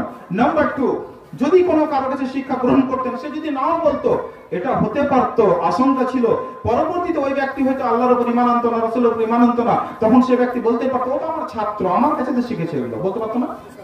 বলতে পারতো না? তাহলে নবীর উপর একটা মিথ্যা অপবাদ চেপে যাওয়ার সুযোগ ছিল। নাউযুবিল্লাহ। আল্লাহ সেই সুযোগের দরজাটাকে বন্ধ করে দিয়েছেন। তাহলে বুঝতে পারছেন উম্মি কেন রেখেছেন? আর এটাই তার শান, তার মর্যাদা, নবী করিম সাল্লাল্লাহু আলাইহি ওয়াসাল্লামের যে ইজ্জত, এটার সাথে এটাই সামঞ্জস্য। তিনার শিক্ষক স্বয়ং কে? মহান রব্বুল আলামিন। এটাই সবচেয়ে সম্মান, এর চেয়ে সম্মান আর কিছু হতে পারে না। তাহলে এখন উম্মি মানে এই নয় যে তিনি উম্মি মানে তো তাহলে কিরকম কথা বলে, এত বড় উম্মতের একজন নবী তিনি উম্মি। উম্মি রাখার পেছনে হিকমত হচ্ছে এগুলোই, কথা বুঝতে পারছেন? তাহলে আল্লাহ সুবহানাহু ওয়া তাআলা এই উম্মি জাতির মধ্যে নবীদের পাঠিয়েছেন, আমাদের অকাট্য বিশ্বাস রাখতে হবে যে নবী সাল্লাল্লাহু আলাইহি ওয়াসাল্লাম আমাদের শেষ নাম আখরি নবী, এবং তার উপর যে কিতাব নাজিল হয়েছে সবচেয়ে হক, সেটাই সত্য, এতে বিন্দুমাত্র সন্দেহ নেই। তো যাই হোক, অমুসলিমরা এটা অবিশ্বাস করেছে এবং তারা অজুহাত খাড়া করেছে, নবী সাল্লাল্লাহু আলাইহি ওয়াসাল্লাম নিজে রচনা করেছে। আল্লাহ সুবহানাহু ওয়া তাআলা এবার চ্যালেঞ্জ দিচ্ছেন তাদেরকে, ঠিক আছে? আর তাদেরকে আগে বুঝিয়েছেন যে দেখো এই পদ্ধতিগুলো তোমরা একটু ফলো করো। তোমাদের মধ্যে বড় হয়েছে নবী সাল্লাল্লাহু আলাইহি ওয়াসাল্লাম কত বছর বাস করেছেন নবুয়ত প্রাপ্তির পূর্বে, কোরআন নাযিল হওয়ার পূর্বে? 40 বছর তাদের মধ্যে অবস্থান করেছেন। তারাও দেখেছে যে নবী সাল্লাল্লাহু আলাইহি ওয়াসাল্লাম কোনদিন কিতাব পাঠ করেননি, কোন শিক্ষকের কাছে যাননি, তাহলে কি করে সম্ভব? তারপরে তারা মিথ্যা অজুহাত দিয়েছে। আল্লাহ সুবহানাহু ওয়া তাআলা এবার তাদেরকে বোঝানোর জন্য বলেছেন যে আয়াতটা আমি পাঠ করেছি সূরা হাক্কার, ইন্নাহু লাকাউলু রাসূলিন কারীম ওয়ালা, তোমরা যে নবী সাল্লাল্লাহু আলাইহি ওয়াসাল্লামকে শায়ের বলছো, কবি বলছো, তোমরা খুব অল্প বিশ্বাস করো। ওয়ালা বিকাউলি কাহিন কলিলাম মা তাযাক্কারুন, তিনি কোন শায়ের নন, তিনি কোন গণক নন, বরং তোমরা খুব অল্পই উপদেশ গ্রহণ করো, তোমরা অল্পই বিশ্বাস করো। তানজিলুম মির রাব্বিল আলামিন, এটা হচ্ছে আমার রবের পক্ষ থেকে, আল্লাহর পক্ষ থেকে নাযিলকৃত। তানজিলুম মির রাব্বিল আলামিন, সমগ্র বিশ্ব জগতের যিনি রব তার পক্ষ থেকে এটা নাযিলকৃত। এবার আবার বলছেন আল্লাহ সুবহানাহু ওয়া তাআলা, ওয়ালাউ তাকাওয়ালা আলাইনা বা'দাল আকাবিল, যদি তিনি অর্থাৎ নবী সাল্লাল্লাহু আলাইহি ওয়াসাল্লাম নিজে কোনো কথা বলে তিনি আমার পক্ষ থেকে সেটা চালিয়ে দিতেন। কথা বোঝার চেষ্টা করেন। আল্লাহ বলছেন, হে তোমরা কিভাবে এটা বলতে পারো? আমি এইভাবে বলছি তাকে যে ওয়ালাউ তাকাওয়ালা আলাইনা বা'দাল আকাবিল, যদি নবী মুহাম্মদ সাল্লাল্লাহু আলাইহি ওয়াসাল্লাম নিজে কোনো কথা বলে আমার কথা বলে চালিয়ে দিতে, যেটা আল্লাহর পক্ষ থেকে নাযিল করেছে, তাহলে কি করতাম? আমি ওয়ালাউ তাকাওয়ালা আলাইনা বা'দাল আকাবিল লা আখাযনা মিনহু বিল ইয়ামিন সুম্মা লা কাতা'না মিনহুল ওয়াতিন, তাহলে আমি কি করতাম? তার এই ডান হাতটাকে ধরতাম। আল্লাহ বলছেন যে নবী যদি নিজে কোনো কথা বলে আমার কথা বলে চালাতে, যেটা আল্লাহর পক্ষ থেকে, আমি তার ডান হাতটাকে ধরতাম এবং তার শাহরগটাকে কেটে দিতাম। ভাবতে পারছেন কত বড় শাস্তির কথা বলেছেন? কার জন্য? নবী সাল্লাল্লাহু আলাইহি ওয়াসাল্লামের জন্য, তাদের বোঝানোর জন্য, মুসলিমদের অবিশ্বাসীদের বোঝানোর জন্য যে এটা কখনোই সম্ভব নয়। আর এরকম যদি হতো যে নবী নিজে রচনা করতেন, তাহলে তার শাহরগ কেটে দিতাম। মানে এত বড় শাস্তির কথা আল্লাহ সুবহানাহু ওয়া তাআলা ঘোষণা করলেন তার জন্য, বিশ্বাস করে এই জন্য। তারপরে তারা বিশ্বাস করেনি। এরপরে আল্লাহ সুবহানাহু ওয়া তাআলা তাদেরকে চ্যালেঞ্জ করলেন। কি করলেন? আমরা জানি সমগ্র কোরআনে কতগুলো সূরা আছে? 114। মাশাআল্লাহ, ভালোই নলেজ আছে আমাদের, আলহামদুলিল্লাহ। তো 114টা আল্লাহ সুবহানাহু ওয়া তাআলা বলছেন সূরা বনী ইসরাঈল সূরা নম্বর 17 আয়াত নম্বর 88, কুল লা ইন জিতামাআতিল ইনসু ওয়াল জিন্নু আলা আন ইয়াতু বিমিথলি হাযাল কুরআন লা ইয়াতুনা বিমিথলিহি ওয়ালাউ কানা বা'দুহুম লিবা'দিন জাহিরা। এই তোমরা যদি সমগ্র মানব জাতি এবং জিন জাতি একসাথে হয়ে যাও, একত্রিত হয়ে যাও, এবং আল্লাহ ছাড়া যাকে যাকে পারো তোমরা ডেকে নাও সাহায্যকারী হিসাবে, তারপরে যদি তোমরা এই কোরআনের মতো একটি কোরআন আনয়ন করতে পারো, তাহলে দেখো তোমরা যদি সত্যবাদী হয়ে থাকো। আল্লাহ চ্যালেঞ্জ করলেন। 114 সূরা ছেড়ে দাও, ওদের হাওয়া বেরিয়ে গেছে। এমন নয় যে পৃথিবীর লোকে চেষ্টা হয়নি, চেষ্টা করেছে। অমুসলিমরা চেষ্টা করেছে, ইহুদি খ্রিস্টানরা চেষ্টা করেছে, কাফেররা চেষ্টা করেছে। ইভেন এমন পর্যন্ত কি নবী সাল্লাল্লাহু আলাইহি ওয়াসাল্লামের জীবদ্দশাতেই অনেকগুলো ভণ্ড মিথ্যুক নবীর আবির্ভাব হয়নি? মুসাইলামা কাযযাবের আবির্ভাব হয়নি? তারা দাবি করেছে যে আমাদের উপর নাযিল, নাউযুবিল্লাহি মিন যালিক, আল্লাহর উপর, আল্লাহ তাদের উপর লানত বর্ষণ করুন। তো যাই হোক, তারা চ্যালেঞ্জ গ্রহণ করার চেষ্টা করেছে, তারা কেউ পারেনি, বিন্দু মাত্র পরিবর্তন করতে পারেনি। আল্লাহ বলছেন তোমাদের তো পারবে না জীবনে, আমরা জানি। আরো সহজ করে দেন, খুব সংক্ষিপ্তভাবে বলছি। সূরা হুদ সূরা নম্বর 11 আয়াত নম্বর 13 মধ্যে আল্লাহ বলেছেন, আম ইয়াকুলুনা ইফতারা কুল ফাতু বিসূরাতিন আসরি সূরাতিন মিসলি মুফতারাতিন ওয়া মান ইসতাতাতুম মিন দুনিল্লাহি ইন কুনতুম সাদিকিন। তোমরা কি বলো, বা তারা কি এরকম ভাবে বলে যে এটা নবী সাল্লাল্লাহু আলাইহি ওয়াসাল্লাম নিজে রচনা করে নিয়েছে? তাহলে তাদেরকে বলো না যে এই কোরআনের মতো 10টি সূরা রচনা করে নিয়ে আসবে, যদি তারা তাদের দাবিতে সত্যবাদী হয়। পারেনি। 114 থেকে 10 এ আসলো, পারেনি। আল্লাহ আরো হালকা করে দিলেন। সবচেয়ে ছোট সূরা কোনটি কোরআন মাজিদের মধ্যে? সূরা কাউসার, ইন্না আতাইনাকাল কাউসার। মাত্র 3টি একদম ছোট ছোট আয়াত, প্রায় সকল মুসলিমের বোধহয় মুখস্থ। যে হতভাগা আছে মুসলিমদের মধ্যে তার ভিতর নেই, বাকি প্রত্যেকটা মুসলিমের এটা মুখস্থ বোধহয়। তো আল্লাহ সুবহানাহু ওয়া তাআলা একদম সহজ করে দিলেন। এবার সূরা ইউনূস সূরা নম্বর 10 আয়াত নম্বর 38 এর মধ্যে আল্লাহ সুবহানাহু ওয়া তাআলা চ্যালেঞ্জটাকে আরো হালকা করলেন। কি বললেন? আম ইয়াকুলুনা ইফতারাহু কুল ফাতু বিসূরাতিন মিসলিহি মুফতারাতিন ওয়া মান ইসতাতাতুম মিন দুনিল্লাহি ইন কুনতুম সাদিকিন। তারা কি বলে যে এটা নবী সাল্লাল্লাহু আলাইহি ওয়াসাল্লাম নিজে রচনা করেছে? তাহলে তাদেরকে বলে দাও না যে তারা যদি সক্ষম হয়, তারা যদি তাদের দাবিতে সত্যবাদী হয়, তাহলে এই কোরআনের মতো একটি সূরা রচনা করে নিয়ে আসবে। তারা চ্যালেঞ্জ গ্রহণ করতে পারেনি, বরং কি করেছে? তারপর আয়াতে বলছেন, বাল কাযযাবু বিমা লাম ইউহিতু বিইলমিহি ওয়া লাম্মা ইয়াতিহিম তাবিলহু। বরং তারা এমন একটা বিষয়ের উপর, এমন একটা সাবজেক্টের উপর মিথ্যারোপ করেছে যার নলেজ তাদের কাছে নেই এবং স্পষ্ট ব্যাখ্যা তাদের কাছে এখনো আসেনি। তারাই হচ্ছে কাযযাব, যারা মিথ্যারোপ করে। আর তাদের জন্য হচ্ছে কি বলেছে ওই আয়াতটি সূরা বাকারা 29 নম্বর আয়াত, উলাইকা হুম আসহাবুন নার জাহান্নাম। তো যাই হোক, আল্লাহ সুবহানাহু ওয়া তাআলা বললেন এবার ফাইনাল চ্যালেঞ্জ আল্লাহ সুবহানাহু ওয়া তাআলা করেছেন সূরা বাকারা নম্বর 2 আয়াত নম্বর 23 এবং 24 এর মধ্যে, ওয়া ইন কুনতুম ফি রাইবিন মিম্মা নাযালনা আলা আবদিনা ফাআতু বিসূরাতিন মিন মিসলিহি ওয়াদউ শুহাদাআকুম মিন দুনিল্লাহি ইন কুনতুম সাদিকিন ফাইন লাম তাফআলু ওয়া লান তাফআলু ফাত্তাকুন নার আল্লাতী ওয়াকুদুহা আন-নাস ওয়াল হিজারা উইদ্দাত লিল কাফিরিন। আল্লাহ এবার ফাইনাল চ্যালেঞ্জ করছেন যে আমার বান্দার প্রতি, আমার রাসূলের প্রতি যে কিতাব আমি নাজিল করেছি, তোমরা যদি এতে সন্দেহ পোষণ করো, এরপরে যদি তোমরা বিশ্বাস স্থাপন না করো, তাহলে কি করে বলো তো? তোমরা যদি তোমাদের দাবিতে সত্যবাদী হয়ে থাকো, তাহলে এই সূরার মতো এই সূরা আলোচনা করে নিয়ে এসো। আল্লাহ বললেন ফাইন লাম তাফআলু, আর তোমরা যদি না পারো, ওয়া লান তাফআলু, এবং কখনো তোমরা পারবে না, নেভার, ইট ইজ পসিবল, এটা কখনো সম্ভব নয়। আল্লাহ সুবহানাহু ওয়া তাআলা বললেন ফাইন লাম তাফআলু ওয়া লান তাফআলু ফাত্তাকুন নার আল্লাতী ওয়াকুদুহা আন-নাস ওয়াল হিজারা উইদ্দাত লিল কাফিরিন, আর তোমরা যদি না পারো এবং তোমরা এটা কখনো পারবে না, তাহলে ভয় করো সেই জাহান্নামের আগুনকে, যার ইন্ধন হবে মানুষ এবং পাথর।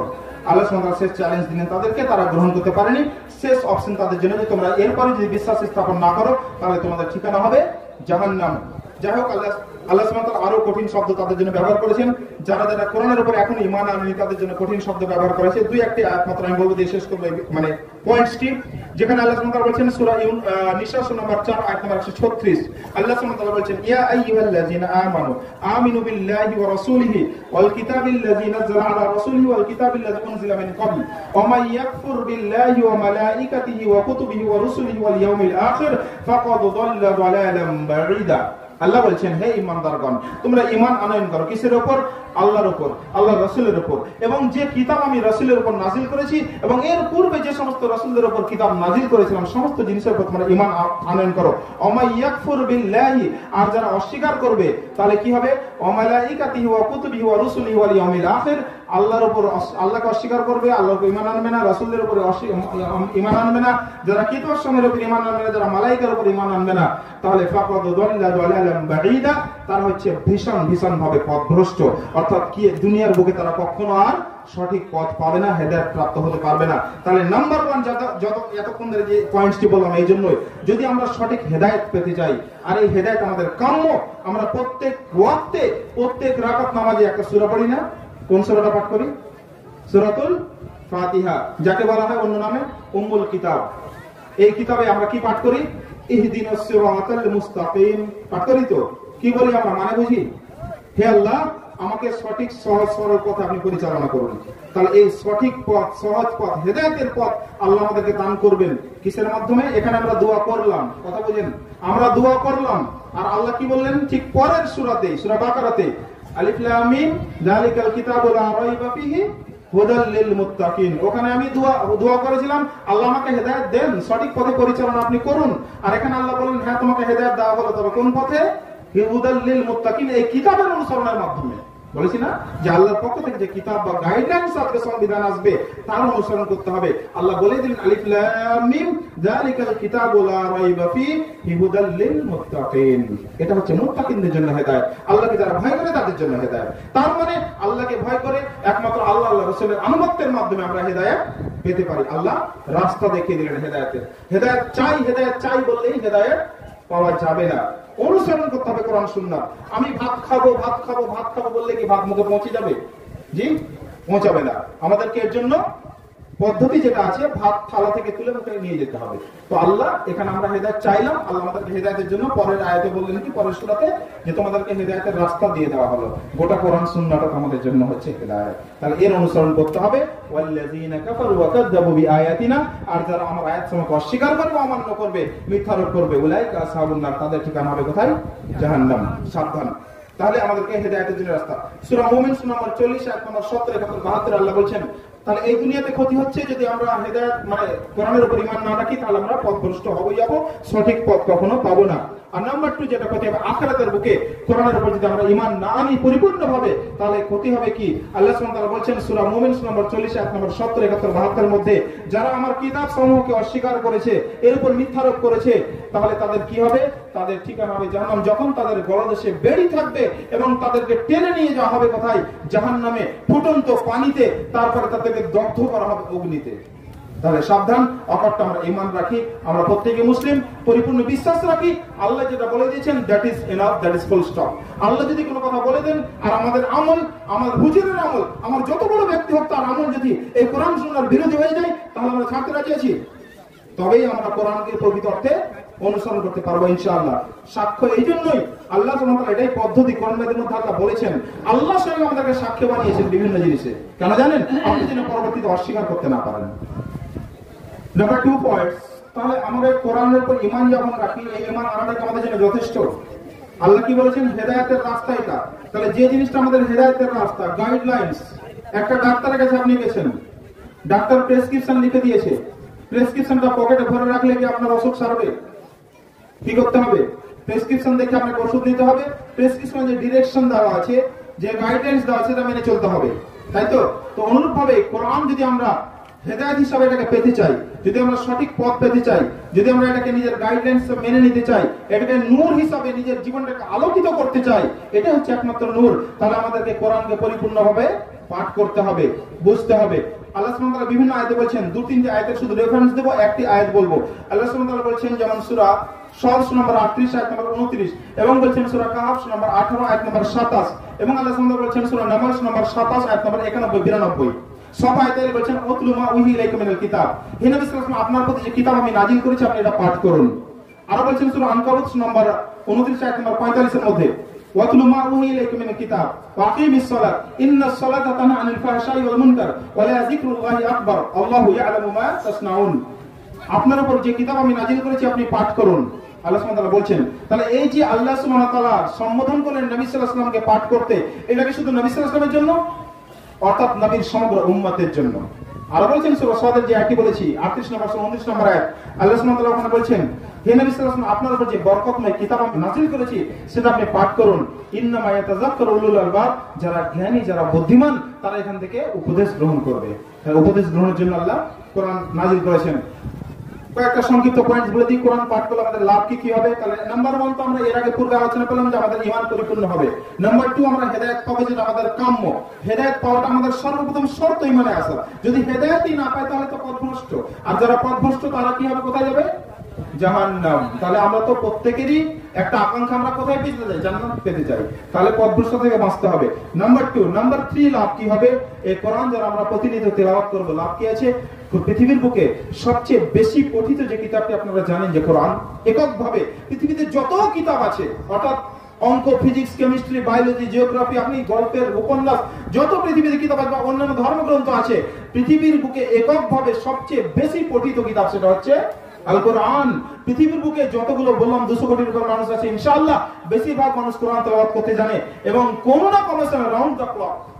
এমন নয় যে শুধু আমি এখানে, ধরুন আমি এখানে এখন আমাদের 9-10টা বাজে, এখন আমরা এখানে বসে আছি, আমরা হয়তো কোরআনের আলোচনা করছি, কোরআন তেলাওয়াত করছি।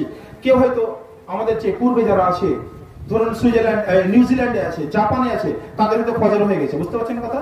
তারা হয়তো ফজরের পর কোরআন তেলাওয়াত করছে, বা ফজরের নামাজ হচ্ছে ওদের, কোরআন তেলাওয়াত করছে। তারা পূর্বে চলে যাবেন, তারা হয়তো তার আগে ফজর পড়ে নিয়েছে। আবার পশ্চিমে যাবেন, ওরা হয়তো মাগরিবের নামাজ পড়ছে। এখন সৌদি আরব চলে যান, এখন হয়তো মাগরিব কমপ্লিট হয়ে যাস। আরো চলে যাবেন আপনি, আরো পশ্চিমে, আপনি আমেরিকা চলে যান, হনলুলু চলে যান, ওয়েস্ট ইন্ডিজ চলে যান, ওরা হয়তো এখনো আসরের নামাজ পড়ছে। অর্থাৎ কোরআনের তেলাওয়াত রাউন্ড দ্য ক্লক 24 আওয়ার্স, যখন থেকে আল্লাহ সুবহানাহু ওয়া তাআলা নাযিল করেছেন সব সময় চলতে আছে, আলহামদুলিল্লাহ, কোনো সময় অফ নেই। আল্লাহর বিশাল একটা রহমত, এবং এটা একটা সায়েন্টিফিক ওয়ে আল্লাহর জিকির করার জন্য এবং কোরআনকে তেলাওয়াত করার জন্য। তাহলে কোরআন হচ্ছে একমাত্র কিতাব পৃথিবীর বুকে রাউন্ড দ্য ক্লক 24 আওয়ার্স সব সময়ের জন্য প্রতিনিয়ত তেলাওয়াত হচ্ছে। কিন্তু দুর্ভাগ্যের বিষয় আমরা এটা না বুঝে বেশিরভাগ পাঠ করি। তারপরেও আমাদের লাভ আছে। কি লাভ আছে? যেটা প্রথমে বললাম, নাম্বার 3 যেটা লাভ পাবো, এই কোরআন হচ্ছে একমাত্র কিতাব যেটি পাঠ করবেন আপনি হেদায়েত পাবেন, ঈমান বৃদ্ধি পাবে, তার সাথে সাথে প্রত্যেকটা অক্ষরের জন্য আপনি 10 নেকি পাবেন। সহিহ হাদিস عن عبد الله بن مسعود رضي الله تعالى عنه قال قال رسول الله صلى الله عليه وسلم من قرأ حرفا من كتاب الله فله حسنة والحسنة بعشر أمثالها لا أقول ألف لام حرف ألف حرف ولام حرف وميم حرف সেই হাদিস একদম আব্দুল্লাহ ইবনে মাসউদ রাদিয়াল্লাহু তাআলা বর্ণনা করছেন নবী করিম সাল্লাল্লাহু আলাইহি ওয়াসাল্লাম বলছেন এই কিতাবের অর্থাৎ কোরআনের যে একটি হরফ পাঠ করবে তার একটি নেকি পাবে, আর আল্লাহ একটি নেকিকে 10টি নেকিতে বর্ধিত করে দেবেন। আলহামদুলিল্লাহ। আমি বলি না যে আলিফ লাম মিম একটি হরফ, বরং আলিফ হরফ, লাম হরফ, মিম হরফ প্রত্যেকটা আলাদা আলাদা হরফ অক্ষর। সুতরাং কেউ যদি আলিফ লাম মিম এই শব্দটুকু উচ্চারণ করে তাহলে 330টি নেকি তার অর্জিত হবে। আলহামদুলিল্লাহ। তাহলে প্রতিনিয়ত আমরা নেকির একটা সুযোগ পাচ্ছি কোরআন তেলাওয়াতের মাধ্যমে। নাম্বার 4 যে লাভটা হবে, কোরআন এমন একটা জিনিস, আমরা পৃথিবীর বুকে আজ সবাই অশান্তিতে ভুক্তভোগী। কেউ না কেউ কোনো রকম ভাবে পৃথিবীর বুকে অশান্তিতে জর্জরিত, কেউ শারীরিক অসুস্থ নিয়ে জর্জরিত, কেউ স্ত্রীকে নিয়ে জর্জরিত, কেউ স্বামী সন্ততিকে নিয়ে তারা কষ্টে ভুগছে, কেউ আরো কিছু বিভিন্ন সমাজকে নিয়ে ভুগছে। অর্থাৎ পৃথিবীর বুকে কোনো মানুষ টোটাল ইতমিনানের মধ্যে নেই, মুতমাইন নেই। প্রত্যেকের মধ্যে কিছু না কিছু অশান্তি বিরাজ করছে। আল্লাহ এই কোরআনকে শিফা হিসাবে, রহমত হিসাবে নাযিল করেছেন মুমিনদের জন্য। অনেক আয়াত আছে, জাস্ট কয়েকটি রেফারেন্স দেই। সূরা নাহল নম্বর 16 আয়াত নম্বর 89, এবং সূরা আনআম নম্বর 6 আয়াত নম্বর 38, সূরা ইউনূস নম্বর 10 আয়াত নম্বর 57। বিভিন্ন আয়াতে আল্লাহ বলছেন যে এই কোরআন হচ্ছে, এবং সূরা ইমরান নম্বর 3 আয়াত নম্বর 138। বিভিন্ন আয়াতে আল্লাহ বলছেন এই কোরআন হচ্ছে মুমিনদের জন্য হেদায়েত, রহমত ও সুসংবাদ। বিভিন্ন আয়াতে বলছেন আল্লাহ সুবহানাহু ওয়া তাআলা। তো আমাদের জন্য এটা একটা সুসংবাদ, ইতমিনান। সূরা রাদের মধ্যে আল্লাহ বলছেন যে পয়েন্টটি বলছিলাম যে এই কোরআন হচ্ছে একটা জিকির। বলছেন সূরা হিজর সূরা নম্বর 15 আয়াত নম্বর 9 এর মধ্যে, ইন্না নাহনু নাযালনা যিকরা ওয়া ইন্না লাহু লাহাফিজুন। এই জিকির অর্থাৎ এই কোরআন আমি নিজেই নাযিল করেছি, এর সংরক্ষণকারী আমি নিজেই স্বয়ং। তাহলে কোরআন হচ্ছে একটা জিকির। কোরআন তেলাওয়াত করা হচ্ছে একটা উত্তম জিকির সময়ের মধ্যে একটা অন্যতম জিকির। এই কোরআন তেলাওয়াত যারা করবে, সূরা রাদের মধ্যে আল্লাহ সুবহানাহু ওয়া তাআলা বলছেন আলা বিযিকরিল্লাহি তাতমাইন্নুল কুলুব। যারা আল্লাহর জিকিরে মশগুল থাকে তাদের অন্তর প্রশান্তি লাভ করে। আলহামদুলিল্লাহ। এবং এটা সায়েন্টিফিক ওয়েতে প্রমাণিত, যারা প্রতিনিয়ত কোরআন তেলাওয়াত করে দুনিয়ার সমস্ত ঝামেলা থাকা সত্ত্বেও, এত টেনশনে থাকা সত্ত্বেও, এত দুশ্চিন্তাগ্রস্ত থাকা সত্ত্বেও তাদের মনে একটা চেন, একটা সুকুন, একটা ইতমিনান আছে, একটা শান্তি বিরাজ করে। আলহামদুলিল্লাহ। যখন আপনি কোরআন তেলাওয়াত করবেন, যদি আন্তরিকতার সাথে পাঠ করেন ইনশাআল্লাহ, তাহলে এটা হচ্ছে আমাদের একটা সুন্দর লাভ দুনিয়ার বুকে। আরো লাভ কি আছে? আমরা বললাম যেটা এটা আমাদের জন্য রহমত, এটা আমাদের জন্য হেদায়েত, এটা আমাদের জন্য সুসংবাদ, খুশখবরি মুমিনদের জন্য। আরো লাভ কি আছে? এবার চলে যান দুনিয়া থেকে আমাদের কোথায় যেতে হবে? দুনিয়া যখন শেষ হয়ে যাবে কোথায় যাব আমরা? কবরের বুকে যেতে হবে। কবরের বুকে কোরআন আপনাকে রক্ষা করবে। কোথা থেকে রক্ষা করবে? আমরা জানি 3টে প্রশ্ন করা হবে কবরের বুকে, সকলে জানি আমরা। মান রাব্বুক, মান দীনুক, মান নবিয়ুক। তাই তো? 3টি প্রশ্ন করা হবে প্রথমে, যে তোমার রব কে ছিল, তোমার দ্বীন কি ছিল, তোমার নবী কে ছিল। এবার যারা এই 3টি প্রশ্ন উত্তর দিতে পারবে তাদেরকে চতুর্থ যে প্রশ্নটি করা হবে, তুমি এগুলো কি করে জানলে? তখন সেই ব্যক্তি বলবে আমি প্রতিনিয়ত কোরআন তেলাওয়াত করতাম। আলহামদুলিল্লাহ। অর্থাৎ এই আমল যদি কারো থাকে যে প্রতিনিয়ত সে কোরআন তেলাওয়াত করে, তাহলে কবরের বুকে তাকে সুসংবাদ দেওয়া হবে। আল্লাহ সুবহানাহু ওয়া তাআলা ফেরেশতা এসে আহ্বান করবেন, আল্লাহ আহ্বান করবেন, এই আমার বান্দার জন্য একটা এই কবরকে এতটা বিস্তৃত করে দাও, প্রসারিত করে দাও, তার দৃষ্টিসীমার বাইরে পর্যন্ত কবর প্রসারিত হয়ে যাবে। আলহামদুলিল্লাহ। এবং কি হবে? বলবে জান্নাতের একটা দরজা তার জন্য খুলে দাও। এই জান্নাতের সুবাস, জান্নাতের সুবাতাস, জান্নাতের সুগন্ধি তার জন্য ওখান থেকে জান্নাত থেকে ভেসে আসবে কবরের বুকে, এবং তাকে বলা হবে জান্নাতের লেবাস আমার এই বান্দাকে পরিয়ে দাও। আলহামদুলিল্লাহ। তাহলে কোরআন তেলাওয়াত করে যদি আপনার প্রতিনিয়ত অভ্যাস থাকে, তবে একমাত্র আপনি এই সুযোগগুলো লাভ করতে পারবেন। যদি কোরআন তেলাওয়াত করা না থাকে, তাহলে এই সুযোগগুলো থেকে আপনি বঞ্চিত হবেন। নাম্বার 3 যেটা আমাদের নাম্বার 6 যেটা সবচেয়ে বড় লাভ হবে আমাদের এবার কাল কিয়ামতের মাঠে।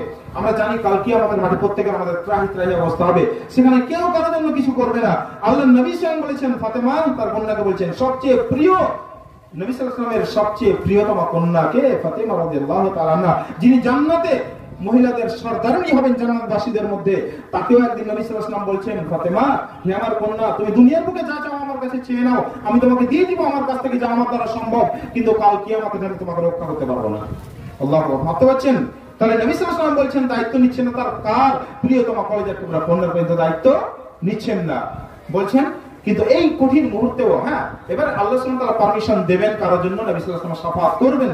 এটা অন্য একটা হাদিসে বর্ণিত আছে যে আদম আলাইহিস সালামের কাছে যাবে, তার ইব্রাহিম আলাইহিস সালামের কাছে যাবে, ইদ্রিস প্রত্যেকের কাছে যাবে, সবাই রিজেক্ট করে দেবে। শেষে আমাদের আখির নবী মুহাম্মদ সাল্লাল্লাহু আলাইহি ওয়াসাল্লাম আল্লাহর কাছে সুপারিশ করবেন বান্দাদের জন্য এবং সাজদায় পড়ে যাবেন, আল্লাহ তার দোয়া কবুল করবেন এবং যাকে যাকে সম্ভব তিনি জান্নাতে নিয়ে যাবেন। তারা যারা শিরক এবং বিদআতে যুক্ত থাকে, লিপ্ত থাকে, তাদের জন্য সেই অপশন, সেই শাফাআতের রাস্তা কিন্তু বন্ধ। এটা মাথায় রাখতে হবে।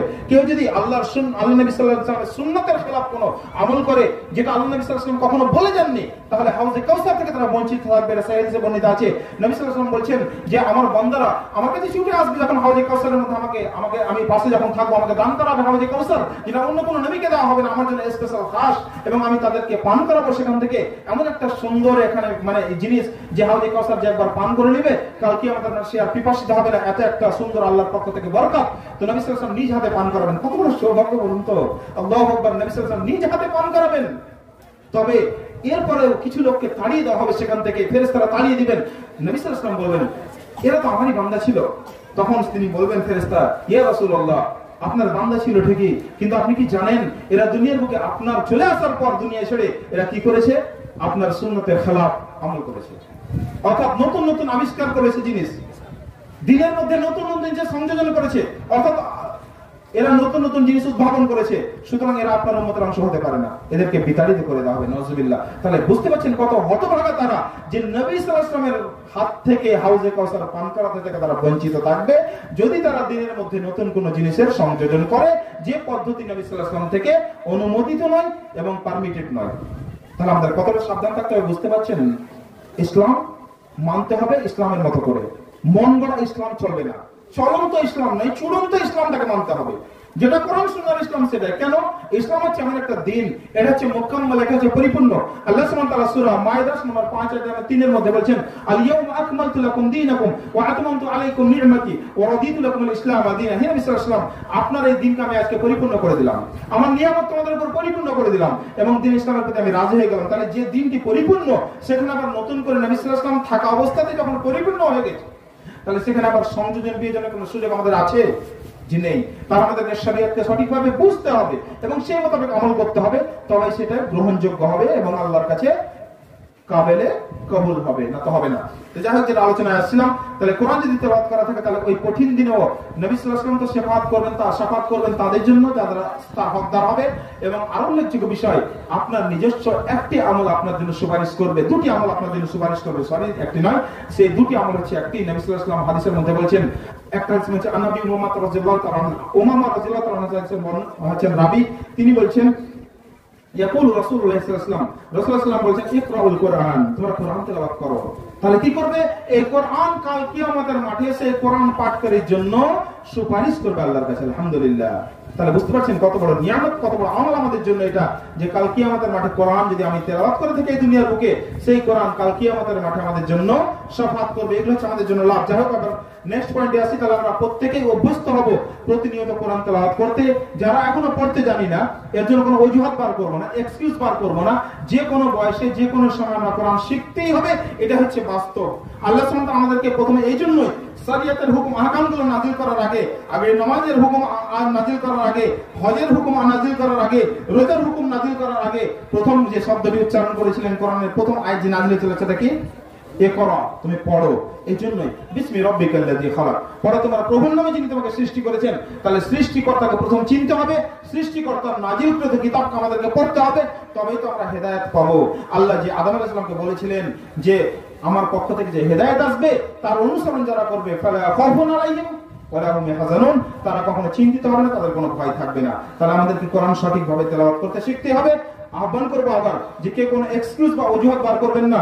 আপনাদের প্রত্যেকটা মসজিদে, আর সবচেয়ে বড় সুবিধা কি জানেন, ইসলাম এমন একটা রিলিজিয়ন যে প্রত্যেকটা বান্দার ট্রেনিং এর জন্য একটা সুন্দর কর্মশালার ব্যবস্থা করা হয়েছে। পৃথিবীর বুকে অন্য কোন জাতির মধ্যে এত সুন্দর কর্মশালা বা শিক্ষার ব্যবস্থা নেই।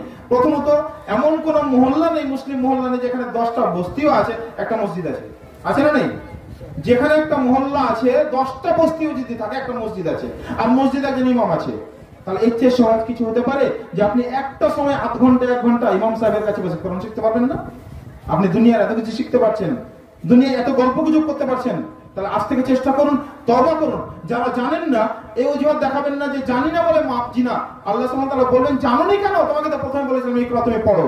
তাহলে আজ থেকে তওবা করেন, কাল থেকে চেষ্টা করবেন যে মসজিদে গিয়ে ইমাম সাহেবের কাছে কোরআন শিখবেন ইনশাআল্লাহ। আর শিখতে শিখতে যদি মত হয়ে যায় তাও তো আল্লাহকে বলতে পারবেন যে আল্লাহ আমি চেষ্টা করেছিলাম যতদিন তুমি আমাকে হায়াতে রেখেছিলে, আমার মত হয়ে গেছে, আমি আর পারিনি কমপ্লিট করতে। আর হায়াত যদি রেখেছে আল্লাহ সুযোগ রেখেছে, হায়াত যদি রেখেছে আল্লাহ আপনাকে প্রশ্ন করার এখতিয়ার রেখেছেন। প্রশ্ন করবেন আপনার আল্লাহ সুবহানাহু ওয়া তাআলা, আল্লাহ সুবহানাহু ওয়া তাআলা প্রশ্ন করবেন আপনাকে আমাকে। তাহলে আমরা কাল থেকে ইনশাআল্লাহ চেষ্টা করবো, অজুহাত দেখাবো না। আধ ঘন্টা বসবো, 1 ঘন্টা বসবো, মাগরিবের পর হোক, এশার পর হোক। বিশেষ করে যুবক শ্রেণীকে বলবো যে যুবক শ্রেণীর পথভ্রষ্টতার অন্যতম একটা কারণ হচ্ছে কোরআন সুন্নাহ থেকে দূরে সরে যাওয়া। কোরআন সুন্নাহ যদি আমাদের মধ্যে থাকতো দুনিয়াবী শিক্ষার সাথে সাথে, তাহলে এত যুবক শ্রেণী আমাদের পথভ্রষ্ট হতো না। আর যুবক শ্রেণী যে জাতির পথভ্রষ্ট হয়ে যায়, সেই জাতিটাই ডুবে যায়, কমটাই ডুবে যায়। আর যে জাতির কমের জাতির যুবক যত স্ট্রং, যুবক যত শিক্ষিত, যুবক যত দিনদার, যুবক যত পরহেজগার, সেই জাতি, সেই কম, সেই নেশন সবচেয়ে উন্নত। যুবক ভাইদের একটা দায়িত্ব, বারবার আহ্বান করব, আপনারা কোরআন জানেন না, কিছুই জানেন না, দুনিয়ার বুকে আপনি পিএইচডি করে থাকুন, তারপরে কিন্তু আল্লাহ বলছেন আপনাকে মূর্খ। হ্যাঁ, আমি বলি না, রাগ করবেন না আমার উপর, ডাক্তার সাহেব মূর্খ বলছে আমাদেরকে। হ্যাঁ, আপনি মূর্খ, আল্লাহ বলছেন, আমি বলিনি। দলিল সূরা সূরা নম্বর 13 আয়াত নম্বর 19, আল্লাহ সুবহানাহু ওয়া তাআলা বলেন, আফামান ইয়ালামু আন্নামা উনজিলা ইলাইকা মির রাব্বিকাল হক কামান হুয়া আমা ইন্নামা ইয়াতাযাক্কারু উলুল আলবাব। হে নবী সাল্লাল্লাহু আলাইহি ওয়াসাল্লাম, যে কিতাব আমি আপনার প্রতি নাযিল করেছি, এটাকে যারা হক বলে জানে এবং মানে, তারা আর অন্ধ আর মূর্খকে কখন সমান হতে পারে? কথা বুঝাতে পেরেছি? আল্লাহ বলছেন, হে নবী, আপনার উপর যে কিতাব, কোন কিতাব? আল কোরআন, যারা জানে এবং যারা মানে, তারা আর অন্ধ আর মূর্খরা কি কখনো সমান হতে পারে? তার মানে যারা কোরআন জানে তারা হচ্ছে নূরের অধিকারী, তারা হচ্ছে আলোওয়ালা, আর যারা জানে না তারা হচ্ছে অন্ধ আর মূর্খ।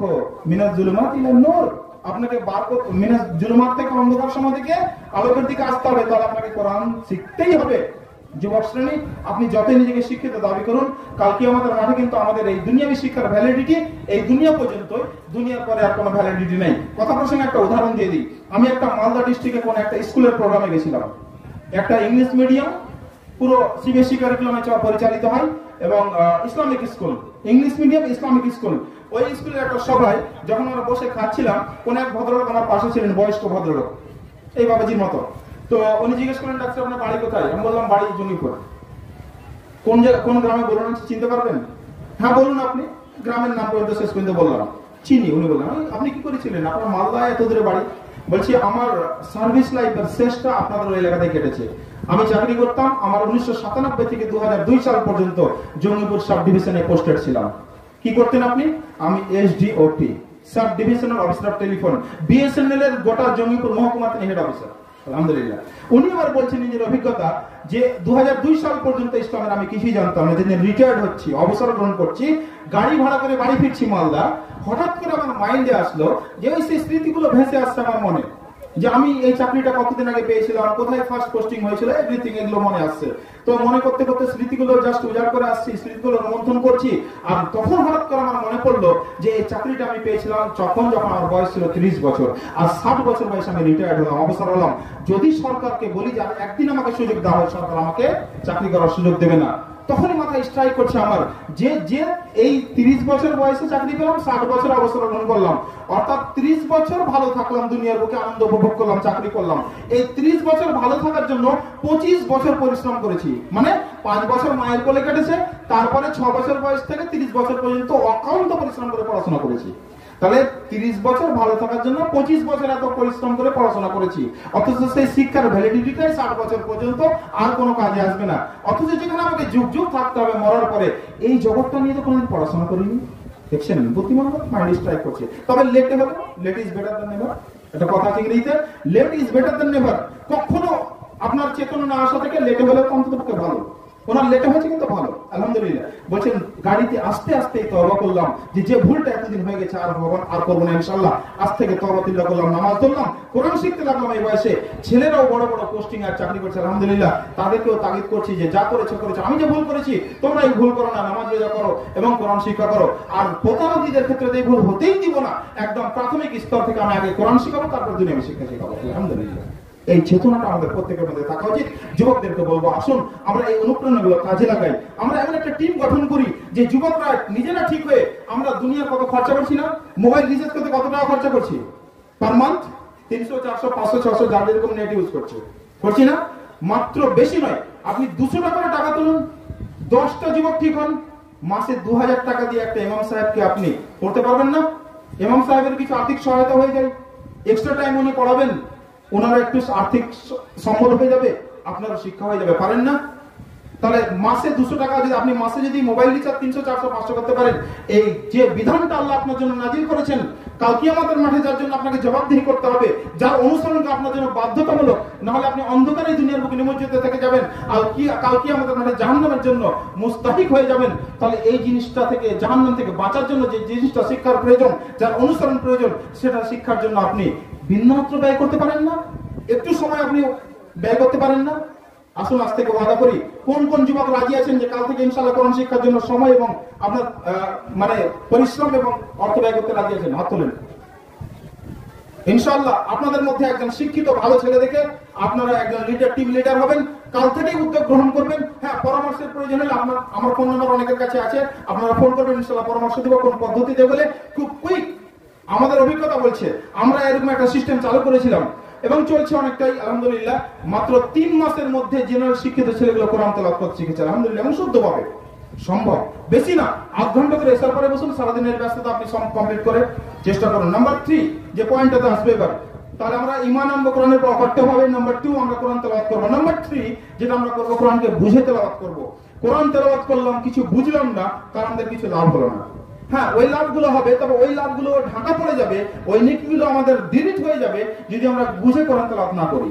আল্লাহ এই জন্য বলছেন সূরা কমর সূরা নম্বর 54 আয়াত নম্বর 17, আয়াত নম্বর 22, আয়াত নম্বর 32 এবং আয়াত নম্বর 40। একই সূরার মধ্যে 4 বার বলছেন ওয়ালাকাদ ইয়াসসারনাল কুরআনা লিযিকরি ফাহাল মিন মুদ্দাকির।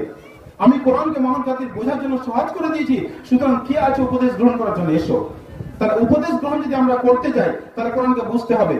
আর উল্লেখযোগ্য বিষয় আসবো আমি কয়েকটি পয়েন্টসে। এখানে আল্লাহ সুবহানাহু ওয়া তাআলা একই জায়গায় একই সূরাতে এই আয়াতটি 4 বার কেন বললেন? যদি গোটা কোরআনটা আপনি তেলাওয়াত করেন, গবেষণা করেন, দেখতে পাবেন এই 4টি বার বলার আগে 4টি কওমের উদাহরণ আল্লাহ দিয়েছেন, 4টি জাতির উদাহরণ দিয়েছেন আল্লাহ। কি?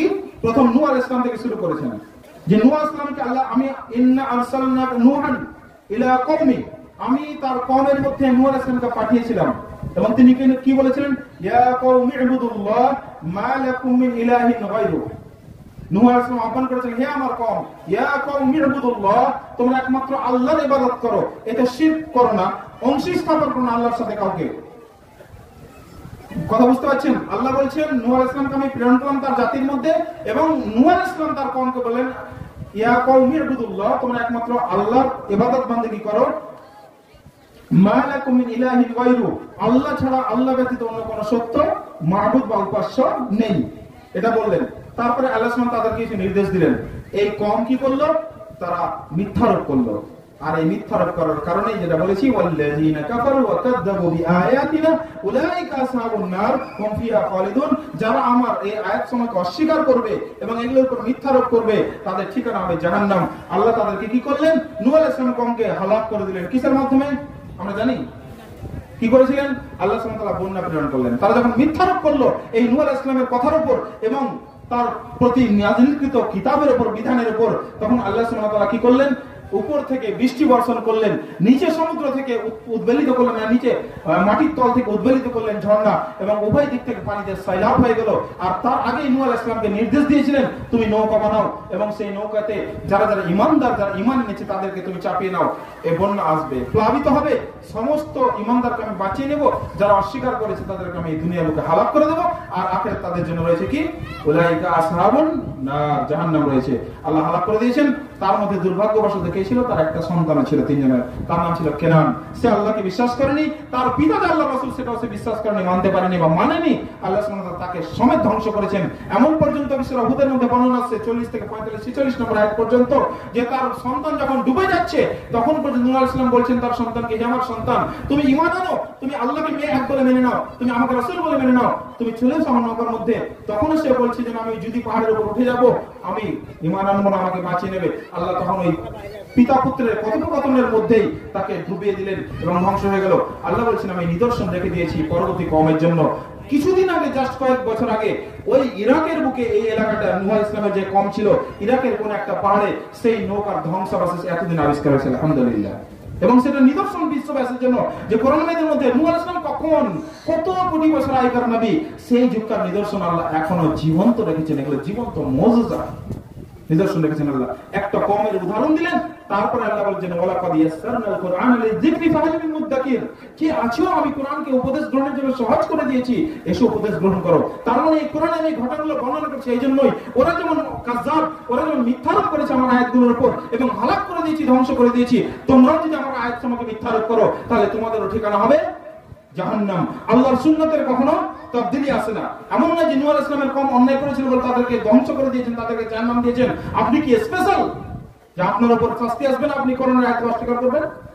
কখনো স্পেশাল নন। আগে শেষে বলছেন, তারপরে আল্লাহ সুবহানাহু ওয়া তাআলা আদ জাতির কথা বলছেন, অর্থাৎ হুদ আলাইহিস সালামের কথা বলছেন। হুদ আলাইহিস সালামকে সেম কথা বলছেন হুদ আলাইহিস সালাম, বলেছেন ইয়া কওমি ইবুদুল্লাহ, হে আমার কওম তোমরা একমাত্র আল্লাহর ইবাদত করো, মিন ইলাহিন গায়রু, আল্লাহ ছাড়া কোনো তোমাদের সত্য মাবুদ নেই। একই কথাই হুদ আলাইহিস সালামের কওমটাকে অস্বীকার করেছিল, তারাও অস্বীকার করেছিল, মিথ্যারোপ করেছিল। আল্লাহ সুবহানাহু তাদেরকে হালাক করেছেন। তাদেরকে কিভাবে হালাক করেছেন? তাদের উপর প্রচন্ড গতিতে বায়ু বর্ষণ করে পাথর বর্ষণ করে তাদেরকে ধ্বংস করে দিয়েছেন। তারপরে আল্লাহ সুবহানাহু ওয়া তাআলা কার কথা বলছেন? না সালেহ আলাইহিস সালামের কথা বলছেন। সালেহ আলাইহিস সালামের কওম তারাও মিথ্যারোপ করেছিল সেই নবীর উপর এবং তার প্রতি যে কিতাব নাজিল হয়েছিল তার উপর। তাদের জন্য আল্লাহ সুবহানাহু ওয়া তাআলা শাস্তি অবধারিত করে দিলেন, তাদেরকে ধ্বংস করে দিলেন। তারপরে লূত আলাইহিস সালামের কওমের ঘটনা বলছেন। এখানে আল্লাহ সুবহানাহু ওয়া তাআলা এবার পরপর বলছেন ওয়ালাকাদ ইয়াসসারনাল কুরআনা লিযিকরি ফাহাল মিন মুদ্দাকির।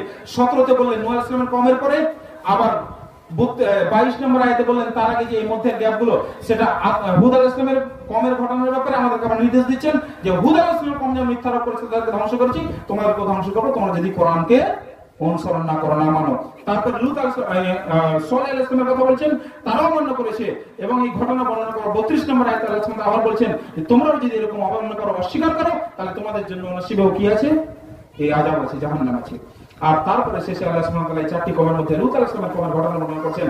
আপনারা সকলেই জানেন লূত আলাইহিস সালামের কওম এমন একটা ঘৃণ্য প্রথা আবিষ্কার করেছিল যেটা পৃথিবীর বুকে আজও প্রচলিত আছে, যে এই সোডমি যেটাকে বলা হয়, বা আরো এটা হচ্ছে ল্যাটিন ভাষা সোডমি, এবং ওটা ভাষাটা এসে ওখান থেকে টাউন অফ সোডম, অর্থাৎ টাউন অফ সোডম যে এলাকায় ওই লূত আলাইহিস সালাম মানে এসেছিলেন নবী হিসাবে, সেই জায়গাটার একটা টাউনের নাম ছিল সোডম, বা আরবিতে সোডম বা ইংরেজিতে সোডম।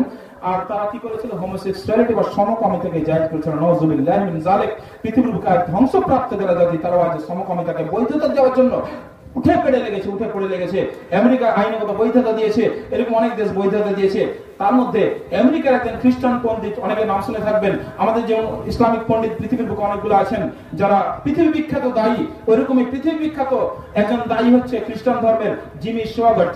জিমি সোয়াগাট নিজে বলেছিলেন, হে আমেরিকাবাসী তুমি সাবধান থেকো, তুমি সতর্ক হয়ে যাও, তুমি যদি ওই গুনাহে লিপ্ত হও যে গুনাহ লূত আলাইহিস সালামের কওম করেছিল, তাহলে তুমিও এটুকু জেনে রাখো, কনফার্ম হয়ে যাও, নিশ্চিত হয়ে যাও, লূত আলাইহিস সালামের কওমের উপর যেমন আযাব এসেছিল তোমার উপর আযাব আসবেই আসবে, আর না হলে আল্লাহ সুবহানাহু ওয়া তাআলা অবিচারক হয়ে যাবেন। এটা কখনো হতে পারে না যে লূত আলাইহিস সালাম যে গুনাহ করলো, লূত আলাইহিস সালামের কওম যে গুনাহ করলো তার জন্য আল্লাহ যে শাস্তি দিলেন, তাকে ধ্বংস করলেন, আর তুমিও সেই গুনাহ করবা আর তোমাকে ছেড়ে দেবেন, এটা আল্লাহ এরকম অবিচারক নন। যে শাস্তির যে গুনার জন্য ওকে হালাক করেছেন, ধ্বংস করেছেন, আযাবের মুস্তাহিক করেছেন, তুমি যদি ওই গুনাহ লিপ্ত থাকো তাহলে একটু নিশ্চিত থেকো যে আল্লাহ তোমাকে শাস্তি দিবেন। আল্লাহ এইজন্য বলছেন ওয়ালাকাদ ইয়াসসারনাল কুরআনা লিযিকরি ফাহাল মিন মুদ্দাকির, হে কি আছো কোরআনের জন্য, কোরআনকে উপদেশ গ্রহণের জন্য সহজ করে দিয়েছে, উপদেশ গ্রহণ করো। অর্থাৎ তুমিও যদি এই গুনাহে লিপ্ত হও তোমার জন্য এই শাস্তি অবধারিত। উলাইকা আসহাবুন নার হুম ফিহা খালিদুন। তাহলে এই জন্য আল্লাহ সুবহানাহু ওয়া তাআলা 4 বার বললেন, 4টি কওমের ঘটনা বর্ণনা করলেন উদাহরণস্বরূপ আমাদেরকে সতর্ক করার জন্য। এবার বলছেন এসো তোমরা কোরআনকে অনুসরণ করো, কোরআন থেকে উপদেশ গ্রহণ করো। বুঝে পড়লে লাভ কি, না বুঝে পড়লে ক্ষতি কি, একটি করে আয়াত বলবো ইনশাআল্লাহ। নাম্বার 1 যেটা বলেছিলাম এর আগে, সূরা ফাতিহা আমরা প্রত্যেক রাকাত নামাজে তেলাওয়াত করি, হোক সেটা ফরজ নামাজ, হোক সেটা সুন্নাত নামাজ, হোক সেটা নফল নামাজ, প্রত্যেক রাকাত নামাজে আমরা সূরা ফাতিহা তেলাওয়াত করি। এখানে আমরা আরেকটা আয়াত তেলাওয়াত করি না, কি আয়াত? ইয়্যাকা না'বুদু ওয়া ইয়্যাকা নাস্তাঈন। কথাটার মানে বুঝতে পারছেন কত কঠিন একটা মানে? আমরা ওখানে প্রতিজ্ঞা করছি ইয়্যাকা না'বুদু, হে আল্লাহ আমি একমাত্র আপনারই ইবাদত করি, আদার্স ইজ এক্সক্লুডেড, প্রত্যেকটা জিনিস বাতিল করে দিচ্ছি, একমাত্র আপনারই, মানে আর কারো বেশি ইবাদত করি না। ওয়া ইয়্যাকা নাস্তাঈন, এবং আপনার কাছেই সাহায্য প্রার্থনা করি। তাহলে দুটো আমাকে একসাথে থাকতে হবে। আল্লাহর তাওহীদে বিশ্বাস করলে, আসমা ও সিফাত, আল্লাহ তিনি সাহায্যকারী, আল্লাহর উলুহিয়ত, আল্লাহর ওয়াহদানিয়ত, মানে প্রত্যেকটা জিনিস আমাদেরকে বিশ্বাস রাখতে হবে। তাহলে একমাত্র আপনারই ইবাদত করি, আপনার কাছেই সাহায্য প্রার্থনা করি। প্রত্যেক রাকাত নামাজে আমি আল্লাহর কাছে এটা প্রতিজ্ঞা করছি, ওয়াদাবদ্ধ হচ্ছি, প্রতিশ্রুতিবদ্ধ হচ্ছি। তারপরে যদি আমরা অন্য কারো কাছে গিয়ে হাত পাতি, তাহলে এটা শিরক হবে না? আমরা বুঝেছি আয়াতের মানে। তাহলে আমরা মসজিদে নামাজ পড়ে বেরিয়ে কি করে কোনো মাজারে যেতে পারি, কি করে কোনো কবরের কাছে যেতে পারি, কি করে কোনো গাছের কাছে যেতে পারি, কি করে কোনো দাদার কাছে যেতে পারি, কি করে কোনো বাবাকে আমার মাজাদের ওসিলা বানাতে পারি? কথা বুঝাতে পারছি? আমরা বলেছি না, প্রতিজ্ঞা করেছি লা রাইবা ফি কোরআন। কোরআন যেটা বলছে এর সঙ্গে আমার যদি আমল সংঘর্ষশীল হয়, তাহলে আমি ওটাকে ছুড়ে ফেলবো, কোরআনটাকে মানবো, এটা আমাদের ওয়াদা আছে এবং এটা করতেই হবে, নাহলে আমরা মুমিন নই। তাহলে আমাদের বুঝতে হবে না, মানে যেখানে আমি প্রত্যেক ওয়াক্তে প্রত্যেক রাকাত নামাজে আল্লাহর সাথে প্রতিজ্ঞা করছি, ওয়াদাবদ্ধ হচ্ছি যে আল্লাহ আপনারই ইবাদত করি, আর কারো ইবাদত করবো না, আর আপনার কাছে সাহায্য প্রার্থনা করি, তাহলে কি করে আমরা অন্যের কাছে আবার মাথা নত করতে পারি, কি করে অন্যের কাছে হাত পাততে পারি, কি করে আমরা ওর কাছে যেতে পারি? আমরা বলছি না বাস্তব আমলকে আমাদের বিপরীত নয়? বলেছি আমি বাস্তব আমল ছাড়তে রাজি আছেন যদি আমাদের বিপরীত হয় কোরআন সুন্নাহর? রাজি আছেন? আরেকটা আয়াত বলি। আচ্ছা, পৃথিবীর বুকে আল্লাহ সুবহানাহু ওয়া তাআলা কাকে সন্তান দেবেন, কাকে দেবেন না, এটা আল্লাহর ইখতিয়ারভুক্ত। হ্যাঁ, মেডিকেল অনেক লোক কারণ আছে, অনেকে আমরা হয়তো ডাক্তার হিসেবে অনেক চেষ্টা ফিকির করে থাকি, সেটা আলাদা ম্যাটার। কিন্তু আল্লাহ বলছেন একটা আয়াত ভালো করে শুনুন, সূরা নম্বর 42 আয়াত নম্বর 49 এবং 50। আল্লাহ সুবহানাহু ওয়া তাআলা বলছেন ইয়াখলুকু মা ইয়াশাউ ইয়াহাবু লিমান ইয়াশাউ ইনাসা ওয়া ইয়াহাবু লিমান ইয়াশাউ যুকরা আও ইউযাব্বিহুম যুকরান ওয়া ইনাসা। আল্লাহ সুবহানাহু ওয়া তাআলা বলছেন এই সমগ্র বিশ্ব জগতের মালিক, একচ্ছত্র মালিক হচ্ছে আমি। ইয়াখলুকু মা ইয়াশাউ, যা ইচ্ছা আমি তাই সৃষ্টি করি। আমি যাকে ইচ্ছা কন্যা সন্তান দান করি, যাকে ইচ্ছা পুত্র সন্তান দান করি, যাকে ইচ্ছা কন্যা পুত্র উভয় দান করি, যাকে ইচ্ছা আমি কিছুই দেই না। এটা আমার সম্পূর্ণ ইখতিয়ারাধীন বিষয়। তাহলে কাউকে সন্তান দেওয়া না দেওয়া, কাউকে কন্যা দেওয়া, কাউকে পুত্র দেওয়া, কাউকে কিছুই না দেওয়া, কাউকে সবই দেওয়া, এটা কার ইখতিয়ারভুক্ত? আল্লাহর ইখতিয়ারভুক্ত। কোথায় বলেছেন আল্লাহ? আল কোরআনে বলেছেন, নোটস করুন, সূরা নম্বর 42 আয়াত নম্বর 49-50। তারপরেও যদি আপনি অন্যের কাছে গিয়ে সন্তান কামনা করেন, অন্যের কাছে গিয়ে সন্তানের জন্য দোয়া করেন, এটা কি কোরআন সুন্নাহর বিরোধী নয়? ছাড়তে রাজি আছেন? কেউ যদি আমল করেছেন ছেড়ে দেন। আল্লাহ সন্তান যদি না দেয় আপনার কি হয়েছে? এটা আল্লাহর ইখতিয়ারের বিষয়, এটা কোনো ডাক্তারের বিষয় নয়। ইব্রাহিম আলাইহিস সালাম অনেকদিন আল্লাহ পরীক্ষা করেছেন, জাকারিয়া আলাইহিস সালামকে আপনি পরীক্ষা করেছেন। হ্যাঁ, নবীদের সুন্নাত আপনি অনুসরণ করতে পারেন। সূরা ইমরান নম্বর 3 আয়াত নম্বর 38 আল্লাহ সুবহানাহু ওয়া তাআলা জাকারিয়া আলাইহিস সালামের দোয়া আমাদেরকে শিখিয়ে দিয়েছেন। তাহলে কোরআনের পদ্ধতি অনুসরণ করুন। তাহলে আর কেউ যাবেন কোন মাজারে, কোন পীরের কাছে, কোন দাদার কাছে, কোন বাবার কাছে? সন্তানের জন্য দোয়া করতে হবে কার কাছে? দেওয়ার মালিককে। না দেওয়ার ইচ্ছা থাকলে কে দেবে না? আল্লাহ দেবেন, আল্লাহর ইচ্ছা। দোয়া করতে বলেছেন আল্লাহ, নবীদের মাধ্যমে দোয়া শিখিয়েছেন। সূরা সাফাত নম্বর 37 আয়াত নম্বর 100 ইব্রাহিম আলাইহিস সালাম দোয়া করেছেন কতদিন? 86 বছর বয়স পর্যন্ত। কি বলেছেন? রব্বি হাবলি মিনাস সালিহিন, হে আল্লাহ আমাকে নেক সন্তান দান করুন। বছর পর বছর দোয়া করেছেন। জাকারিয়া আলাইহিস সালাম দোয়া করেছেন সন্তানের জন্য, রব্বি হাবলি মিন লাদুনকা যুররিয়াতান তাইয়্যিবাতান ইন্নাকা সামিউদ দুআ, হে আল্লাহ আপনার পক্ষ থেকে আমাকে একটা নেক সন্তান দান করুন, আপনি হচ্ছেন প্রকৃত অর্থে দোয়া শ্রবণকারী। আল্লাহ বলেছেন আরো, এটা কবে? সূরা ইমরান নম্বর 3 আয়াত নম্বর 38 আর সূরা ফুরকান নম্বর 25 আয়াত নম্বর 74 মধ্যে আল্লাহ বলেছেন রব্বানা হাব লানা মিন আজওয়াজিনা ওয়া যুররিয়াতিনা কুররাতা আয়ুনিন ওয়াজআলনা লিল মুত্তাকিনা ইমামা। মুমিনদের দোয়া কি হবে?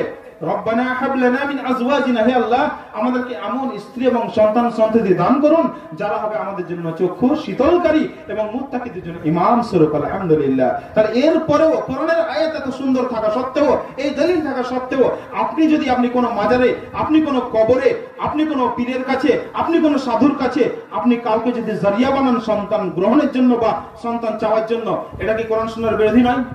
ছাড়তে রাজি আছেন? কেউ যদি করেছেন আজকেই তওবা ইস্তেগফার করুন, ইনশাআল্লাহ আল্লাহর কাছে দোয়া করব, দিলে আল্লাহ দিবেন, যদি না দেন আল্লাহর মর্জি। আরেকটা উদাহরণ দিয়ে দিই। আল্লাহ সুবহানাহু ওয়া তাআলা বলছেন যে আমি প্রত্যেকটা মানব জাতির রূহ একদিনে তৈরি করেছি। কখন? সূরা আরাফ নম্বর 7 আয়াত নম্বর 172 আল্লাহ বলছেন ওয়া ইয আখাযা রাব্বুকা মিন বানি আদামা মিন যুহুরিহিম যুররিয়াতাহুম ওয়া আশহাদাহুম আলা আনফুসিহিম আলাস্তু বিরাব্বিকুম ক্বালু বালা শাহিদনা আন তাকুলু ইয়াওমাল কিয়ামাহ ইন্না কুননা আন হাযা গাফিলিন। খুব সুন্দর আয়াত, ভালো করে শুনুন তরজমাটা। আল্লাহ সুবহানাহু ওয়া তাআলা বলছেন হে বনি আদম, নবী সাল্লাল্লাহু আলাইহি ওয়াসাল্লাম আপনার রব, আপনার প্রতিপালক যখন আদম আলাইহিস সালামের পৃষ্ঠদেশ থেকে তার সন্তানদের বের করলেন, অর্থাৎ রূহ বের করলেন, সবকে একসাথে নিয়ে বলেছিলেন, কি বলেছেন? আলাস্তু বিরাব্বিকুম, আমি কি তোমাদের রব নই? আমি কি তোমাদের প্রতিপালক নই? ওখানে সবাই ছিল। ওখানে আদম আলাইহিস সালামের পর থেকে নিয়ে আজ পর্যন্ত যতগুলো মানুষ পৃথিবীতে এসছে এবং কাল কিয়ামত পর্যন্ত যতগুলো মানুষ পৃথিবীতে আগমন করবে, প্রত্যেকের রূহ একসাথে ছিল এবং একসাথে নিয়ে বলেছিলেন আলাস্তু বিরাব্বিকুম। ওখানে আমিও ছিলাম, আপনিও ছিলেন, আমার পূর্বপুরুষ ছিল, আমার পরবর্তী জেনারেশন যারা আসবে কিয়ামত পর্যন্ত তারাও ছিল। সকলে বলেছিলাম ক্বালু বালা, অফকোর্স, অবশ্যই আপনি আমাদের রব, শাহিদনা, আমরা সাক্ষ্য দিচ্ছি। আল্লাহ বলেছেন আন তাকুলু ইয়াউমাল কিয়ামাহ ইন্না কুননা আন হাযা গাফিলিন। এই তোমাদেরকে নিজেদের উপর নিজেদের সাক্ষী বানানো এই জন্যই যে কাল কিয়ামতের মাঠে যেন তোমরা না বলতে পারো যে আমরা এই বিষয়ে অনবহিত ছিলাম, আমরা জানতাম না যে একমাত্র আপনি আমাদের রব, এটা যেন বলতে না পারো। অর্থাৎ না দাবি, বুঝেন, না দাবি লিখে নেওয়া, বন্ড সিগনেচার করে নিয়েছেন আল্লাহ সুবহানাহু ওয়া তাআলা। কখন করেছেন? আলামে আরওয়াহতে, রূহের জগতে বন্ড সিগনেচার করে নিয়েছেন। তাহলে পৃথিবীর বুকে আল্লাহর রুবুবিয়তকে বাদ দিয়ে, আল্লাহর তাওহীদকে বাদ দিয়ে, আল্লাহর আসমা ওয়া সিফাতের যে তাওহীদ আছে সেটাকে বাদ দিয়ে আপনি অন্য গায়রুল্লাহর কাছে যদি মাথা নত করেন, এটা কি তার বিরোধী নয়? আপনার প্রতিশ্রুতির খেলাফ নয়? আপনি কি বিশ্বাসঘাতকতা করলেন না? আল্লাহ কি ছেড়ে দেবেন? ছাড়বেন না। আকীদা বোঝার চেষ্টা করুন, তাওহীদ কাকে বলে বোঝার চেষ্টা করুন। তাহলে আমরা এইসব আকীদা যদি মনে পোষণ করে থাকি আমরা চলবো। যেটা বলছিলাম, তাহলে যদি রূহ আল্লাহ সুবহানাহু ওয়া তাআলা সেদিন তৈরি করে থাকেন, তাহলে পৃথিবীর বুকে আপনার ওয়ারিসজাত কোনো সন্তান যদি আসে, যদি রূহ থাকে, তাহলে কেউ দুনিয়ার বুকে আটকাতে পারবে না। আর যদি সেদিনই রূহ তৈরি না হয়ে থাকে, আল্লাহ যদি আপনার ওয়ারিস থেকে কোনো রূহ তৈরি করেননি, তাহলে কেউ সন্তান আপনাকে দিতে পারে না। আকীদা সংশোধন করুন। যাই হোক, একটা উদাহরণ দিচ্ছিলাম। এবারে আরেকটা কথা বলি, যেটা বলেছি আমি, হ্যাঁ এটা সহিহ হাদিস, যে আমরা কোরআনে যদি একটি অক্ষর তেলাওয়াত করি তাহলে 10টি করে নেকি পাবো, এটা সহিহ হাদিস। কিন্তু এই নেকি করার পরেও যদি নেকির পাহাড় আমাদের জমে যায়, তারপরে দুটি এমন গুনাহ আছে যেটা যদি আমরা করে ফেলি, তাহলে নেকির সমস্ত যে পাহাড়গুলো আছে, যেমন মোবাইলে আপনার অনেকগুলো জিনিস লোড করা আছে, অনেক কেরাত লোড করা আছে, মৌলানা সাহেবের বক্তব্য লোড করা আছে, আরো কিছু বিভিন্ন বই লোড করা আছে, আর ডিলিটের বাটন যদি দাবিয়ে দেন তাহলে সমস্তগুলো কি হবে? ভ্যানিশ হয়ে যাবে, সমস্তগুলো মুছে যাবে। তো এই এমন একটি দুটি গুনাহ আছে যেগুলো আপনি যদি করে ফেলেন তাহলে সমস্ত নেকির যে পাহাড়গুলো সেগুলো নিমেষেই ডিলিট হয়ে যাবে। কি না, আপনি যদি শিরক করেন তাহলে শিরক করার পরে আর কোনো নেকি আপনার কোনো কাজে লাগবে না। কেন? ইন্নাল্লাহা লা ইয়াগফিরু আন ইউশরাকা বিহি ওয়া ইয়াগফিরু মা দুনা যালিকা লিমান ইয়াশা। সূরা নিসা নম্বর 4 আয়াত নম্বর 48 আল্লাহ সুবহানাহু ওয়া তাআলা বলছেন কি, আল্লাহ আমার সাথে শিরক করে তাকে ছাড়া আমি যাকে ইচ্ছা maaf করে দিতে পারি, শিরকের গুনাহ আমি maaf করব না। আরো বলছেন, আর স্পষ্ট ভাবে বলছেন সূরা মাইদা নম্বর 5 আয়াত নম্বর 72 এর মধ্যে, ইন্নাহু মা ইশরিক বিল্লাহ ফাকাদ হারামাল্লাহু আলাইহিল জান্নাহ ওয়া মা'ওয়াহুন নার ওয়া মা লিয-যালিমিন মিন আনসার। নিশ্চয় যারা আমার সাথে শিরকে লিপ্ত হয়, আমার সাথে শরীক স্থাপন করে, তাহলে তারা জেনে রাখো কি হবে, ইন্নাহু মা ইশরিক বিল্লাহ ফাকাদ হারামাল্লাহু আলাইহিল জান্নাহ, তাদের জন্য জান্নাতকে আমি কি করেছি? হারাম করে দিয়েছি। ওয়া মা'ওয়াহুন নার, তাদের জন্য জাহান্নাম অবধারিত করে দিয়েছি। ওয়া মা লিয-যালিমিন মিন আনসার, এবং এরকম জালেমদের জন্য কোনো সাহায্যকারী থাকবে না। না না না, আপনি যার ওসিলা ধরছেন আর যাকে আপনি জারিয়া বানাচ্ছেন, কেউ আপনার সেদিন সাহায্যকারী হবে না। নিজের আমল করুন, আল্লাহর রহমতের মাধ্যমে একমাত্র আপনি জান্নাত যেতে পারবেন, একমাত্র আল্লাহর কাছে দোয়া করুন। আল্লাহ সুবহানাহু ওয়া তাআলা বলছেন যে তারা জিজ্ঞেস করে হে নবী সাল্লাল্লাহু আলাইহি ওয়াসাল্লাম আপনাকে, যে আমি কোথায় তাকে বলো আমার বান্দাকে আমি তার এই গিবা থেকে নিকটে, তারা দোয়া করুক আমার কাছে, চাও আমি দিব, তার ডাকে সাড়া দেব। আপনি কেন জারিয়া করবেন? আপনি সরাসরি আল্লাহর কাছে দোয়া করুন, রাতে উঠে কান্নাকাটি করুন, আল্লাহর কাছে ভুল করেছেন তওবা করুন। আল্লাহ দোয়া কবুল করেন, আল্লাহ মালিককে, আল্লাহ, মধ্যে কেউ কোনো এখানে মাধ্যম হতে পারে না। তাহলে আমাদেরকে এই জিনিসগুলো বুঝতে হবে, যেটা বলছিলাম। তাহলে আমরা সূরা ফাতিহাতে প্রত্যেক ওয়াক্তে প্রত্যেক রাকাত নামাজে যেটা আল্লাহর সাথে প্রতিজ্ঞা করেছি, ইয়্যাকা না'বুদু ওয়া ইয়্যাকা নাস্তাঈন, হে আল্লাহ আমরা একমাত্র আপনারই ইবাদত করি, আপনার কাছেই সাহায্য প্রার্থনা করি। এই প্রতিজ্ঞা যে করছি প্রত্যেক রাকাতে, এই প্রতিজ্ঞার উপর যেন আমরা অটল অবিচল থাকি এবং আমলের মাধ্যমে যে সেটা প্রস্ফুটিত হয় যে সত্যি আমরা আল্লাহ ছাড়া আর কারো ইবাদত করব না এবং আল্লাহ ছাড়া কারো কাছে সাহায্য প্রার্থনা করব না, ইনশাআল্লাহ ইনশাআল্লাহ। তাহলে এই আয়াতটির মধ্যে আবার যেটা বলছিলাম, কত অক্ষর আছে জানেন? 17টি অক্ষর আছে।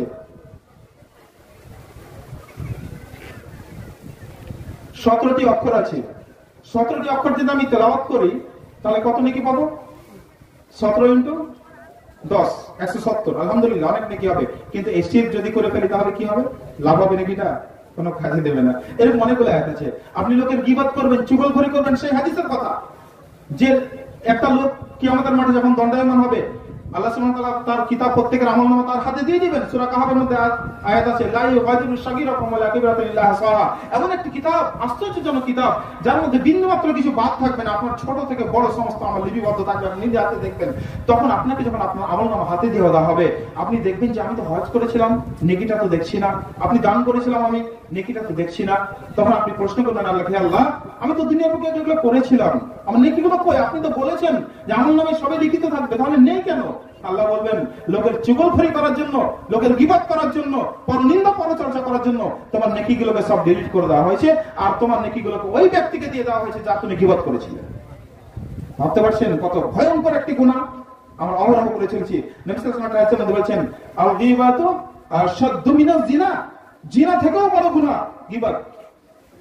In which context? ভাবতে অবাক লাগে। জিনা itself is a big sin. জিনা নিজেই তো হচ্ছে একটা বিরাট গুনাহ, কবিরা গুনাহর অন্যতম একটি গুনাহ হচ্ছে জিনা করা।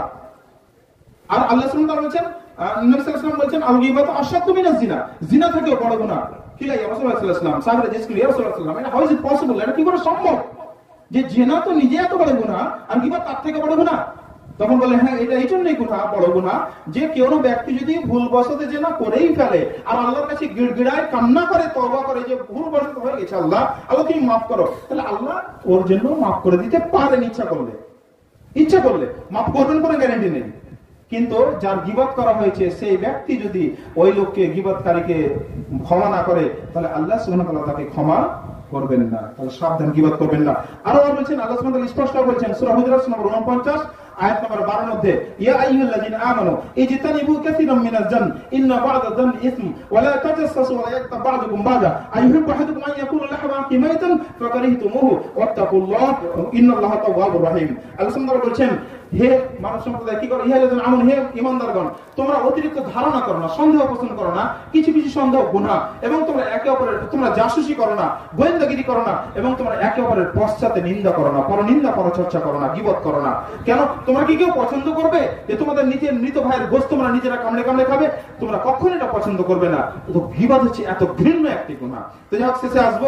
তাহলে আমাদের উচিত হবে কোরআন আমরা তেলাওয়াত করে বুঝে পড়ার চেষ্টা করি, মিনিং সমেত বোঝার চেষ্টা করি। প্রত্যেকটা ভাষাতে আজ মানে বেরিয়ে গেছে আলহামদুলিল্লাহ, এবং ওর আমল করার চেষ্টা করি। যেটা ফোর্থ পয়েন্ট আসবে, সেটা সংক্ষিপ্ত টাইম, যদিও সভাপতি সাহেব যদিও বলেছেন আমাকে 2 ঘন্টা, কিন্তু টাইমটা একটু শর্ট হয়ে গেলে, যাই হোক প্রথমে একটু বলে দিলেই ভালো হয়, তাহলে একটু আমি সেভাবে টপিকটা বুঝাতে সুবিধা হয়। পরবর্তীতে আবার টাইম শর্ট করে দিলে একটু টপিক বুঝাতে অসুবিধা হয় না। আগে প্ল্যানিং সেট করতে হয় আমাদেরকে, যে কোন জায়গায় গিয়েছে মানে কনক্লুড করবো, উপসংহার টানবো। তো যাই হোক, শেষ করবো সংক্ষিপ্ত হবে। লাস্ট ফোর্থ পয়েন্ট যেটা বলবো, এবার আমাদের কোরআনের অনুসরণ করতে হবে। যেটা আমি বলেছিলাম, আদম আলাইহিস সালামকে যে নির্দেশ দিয়েছিলেন কি, যে কুল নাহবিতু মিনহা জামিয়া ফাইম্মা ইয়াতিয়ান্নাকুম মিন্নী হুদান ফামান তাবিয়া হুদায়া ফালা খাউফুন আলাইহিম ওয়া লাহুম ইয়াহজানুন। তোমরা জমিনে নেমে যাও এবং আমার পক্ষ থেকে যে হেদায়েত নামা আসবে তার যারা অনুসরণ করবে, ফালা খাউফুন আলাইহিম ওয়া লাহুম ইয়াহজানুন, তাদের কোনো ভয় নেই, তারা চিন্তিত হবে না। তাহলে আমাদের জন্য অনুসরণীয় কিতাব কোনটি? আল কোরআন। একে একদম অকাট্যভাবে আমাদের অনুসরণ করতে হবে। আল্লাহ সুবহানাহু ওয়া তাআলা শুধু রেফারেন্স দিয়ে কয়েকটি বিভিন্ন জায়গায় বলছেন, যেমন সূরা আনাম নম্বর 6 আয়াত নম্বর 155, এবং সূরা আপনার আরাফ নম্বর 7 আয়াত নম্বর 3, ইত্তাবিউ মা উনজিলা ইলাইকুম মির রাব্বিকুম ওয়া লা তাত্তাবিউ মিন দুনিহি আউলিয়া। আল্লাহ সুবহানাহু ওয়া তাআলা বলেছেন, আল্লাহর পক্ষ থেকে যে কিতাব নবী সাল্লাল্লাহু আলাইহি ওয়াসাল্লাম নাযিল হয়েছে তোমরা তার অনুসরণ করো। ইত্তাবিউ মা উনজিলা ইলাইকুম মির রাব্বিকুম ওয়া লা তাত্তাবিউ মিন দুনিহি আউলিয়া। এর বাইরে অন্য কিছু তোমরা অনুসরণ করতে যাবে না, অন্য কোনো অভিভাবক তোমরা গ্রহণ করবে না। কোরআনের উপর আমাদের অনুসরণ করতে হবে। দুর্ভাগ্যবশত এই কোরআনের উপর অনুসরণের ক্ষেত্রেও প্রত্যেকটা কওমের ইতিহাস আপনি যদি পড়েন, সংক্ষিপ্ত সময় নিয়ে আমার সূরা আরাফের 59 নম্বর থেকে 84 নম্বর আয়াত পর্যন্ত পড়ুন। আল্লাহ আবার ওখানেও কয়েকটি কওমের উদাহরণ দিয়েছেন, কয়েকটি জাতির উদাহরণ দিয়েছেন। তারা আল্লাহর এই নির্দেশকে অমান্য করেছে, লঙ্ঘন করেছে, আল্লাহর আয়াতকে অস্বীকার করেছে, এগুলোকে মিথ্যারোপ করেছে। শুধু কিসের অজুহাতে জানেন? একটাই। কি অজুহাত তাদের? সূরা বাকারাতে আল্লাহ প্রত্যেকের অজুহাতের একটা কি বলবো, একটা অ্যাসেম্বল করছেন, যে প্রত্যেকে একটা অজুহাত বার করেছে। কি আল্লাহ সুবহানাহু ওয়া তাআলা বলেছেন সূরা বাকারা নম্বর 2 আয়াত 170 এর মধ্যে, ওয়াইদা কিলা লাহুম ইত্তাবিউ মা আনজালাল্লাহ ক্বালু বাল নাত্তাবিউ মা আলফাইনা আলাইহি আবাআনা আওয়ালাউ কানা আবাহুম লা ইয়াকিলুনা শাইআন ওয়া লা ইয়াহতাদুন। আল্লাহ বলছেন তাদেরকে যখনই বলা হয়েছে যে এসো সেই কথার দিকে তোমরা অনুসরণ করো তার, ইত্তাবিউ মা উনজিলা ইলাইকুম মির রাব্বিকুম, আল্লাহ যেটা নাযিল করেছেন, যে বিধান তোমাদেরকে দিয়েছেন তার অনুসরণ করো। তখন তারা কি বলেছে জানেন? আমরা অনুসরণ করব তার যার উপর আমাদের পিতৃপুরুষদেরকে পেয়েছি, বাপ দাদাদেরকে পেয়েছি। দেখুন দুনিয়ার বুকে আজও ওই একই অনুসরণ আমরা করে চলেছি।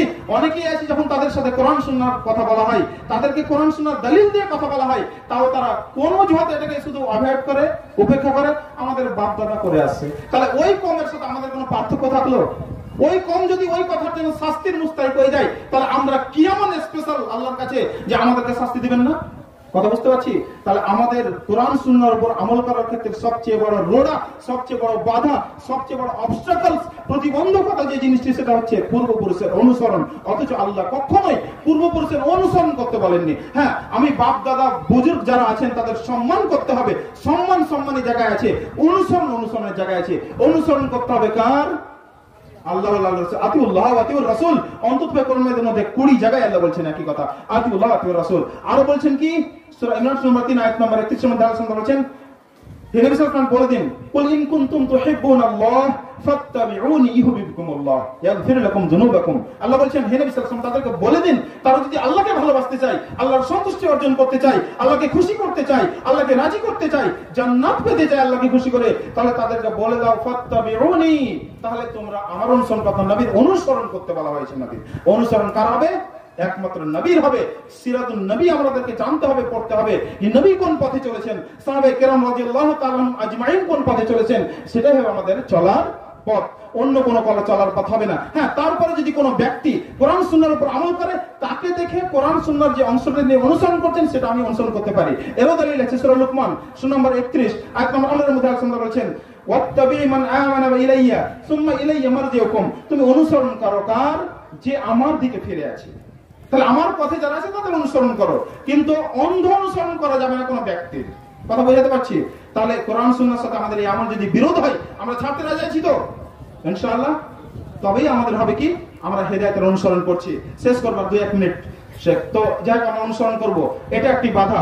আরেকটি আয়াত আল্লাহ সুবহানাহু ওয়া তাআলা বলছেন সূরা লুকমান সূরা নম্বর 31 আয়াত নম্বর 21 এর মধ্যে আল্লাহ সুবহানাহু ওয়া তাআলা বলছেন, ওয়া ইযা কিলা লাহুমুত্তাবিউ মা আনজালাল্লাহ, তাদেরকে যখন বলা হয় যে এসো সেই কথার দিকে যে আল্লাহ নাজিল করেছেন, আল্লাহর বিধানের দিকে এসো, তখন এই একই কথা তারা বলে, আমাদের পূর্বপুরুষ থেকে যে জিনিসের উপর পেয়েছি তারই আমরা অনুসরণ করব। আল্লাহ বলছেন শয়তান যদি তাদেরকে জাহান্নামের আগুনের দিকে আহ্বান করে, ইয়াদউহুম ইলান নার, তাদের যদি জাহান্নামের আগুনের দিকে আহ্বান করে, দাওয়াত দেয়, তাহলে কি তারা অনুসরণ করবে? কথা বুঝতে পারছেন?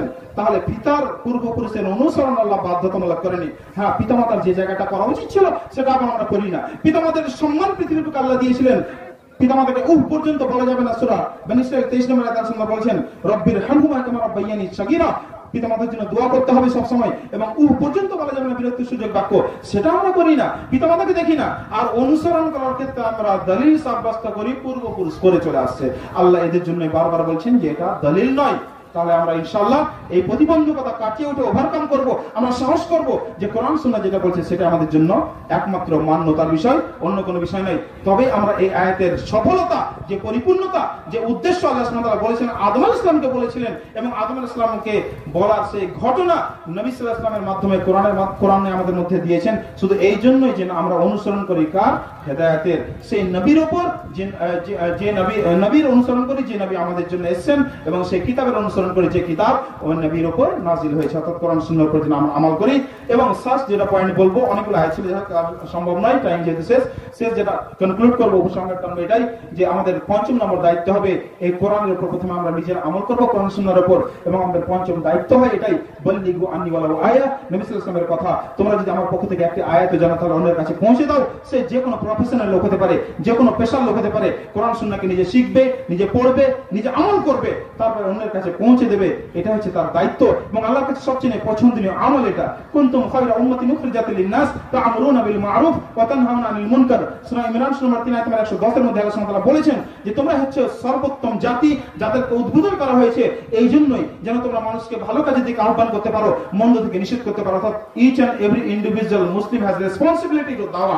প্রত্যেকটা মুসলিমের এটা দায়িত্ব, যার যা লেভেল, যার যা মেয়ার, যার যা সক্ষমতা, যার যেরকম জায়গা, যার যেরকম জ্ঞান, সেই মোতাবেক আপনাকে দাওয়াতের কাজ করতে হবে। এটা হচ্ছে পঞ্চম দায়িত্ব, অন্যের কাছে পৌঁছে দিতে হবে।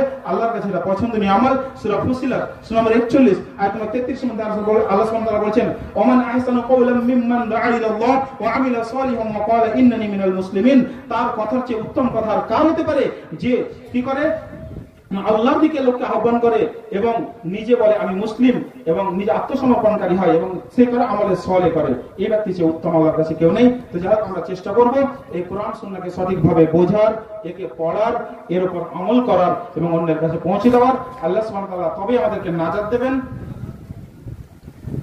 তবে আমরা ওটা মানে সফলতা অর্জন করতে পারবো, অ্যাচিভ করতে পারবো যে আয়াত আল্লাহ সুবহানাহু ওয়া তাআলা বলেছেন। আয়াতের তরজমা করে শেষ করব। সূরা বাকারা সম্বন্ধে আয়াত নাম্বার 38 قلنا اهبطوا منها جميعا فإما يأتينكم مني هدى فمن تبع هداي فلا خوف عليهم ولا هم يحزنون। তোমরা সকলে জমিনে চলে যাও এবং সেখানে একটা নির্দিষ্ট কাল পর্যন্ত তোমাদের বসবাসের একটা জায়গা থাকবে এবং যারা আমার হেদায়েতের অনুসরণ করবে ফালা খাউফুন আলাইহিম ওয়ালা হুম ইয়াহজানুন, তাদের কোনো ভয় নেই এবং তারা চিন্তিত হবে না। আল্লাহ সুবহানাহু ওয়া তাআলা আমাদের প্রত্যেককেই এই কোরআন সুন্নাহকে সঠিকভাবে বোঝার এবং সেই মোতাবেক আমল করার তৌফিক দান করেন এবং কাল কিয়ামতের মাঠে যেন এটা আমাদের নাজাতের ওসিলা বানিয়ে দেন। আমিন। ওয়া আখিরু দাওয়ানা আলহামদুলিল্লাহি রাব্বিল আলামিন। ওয়াসসালামু আলাইকুম ওয়া রাহমাতুল্লাহি ওয়া বারাকাতুহু।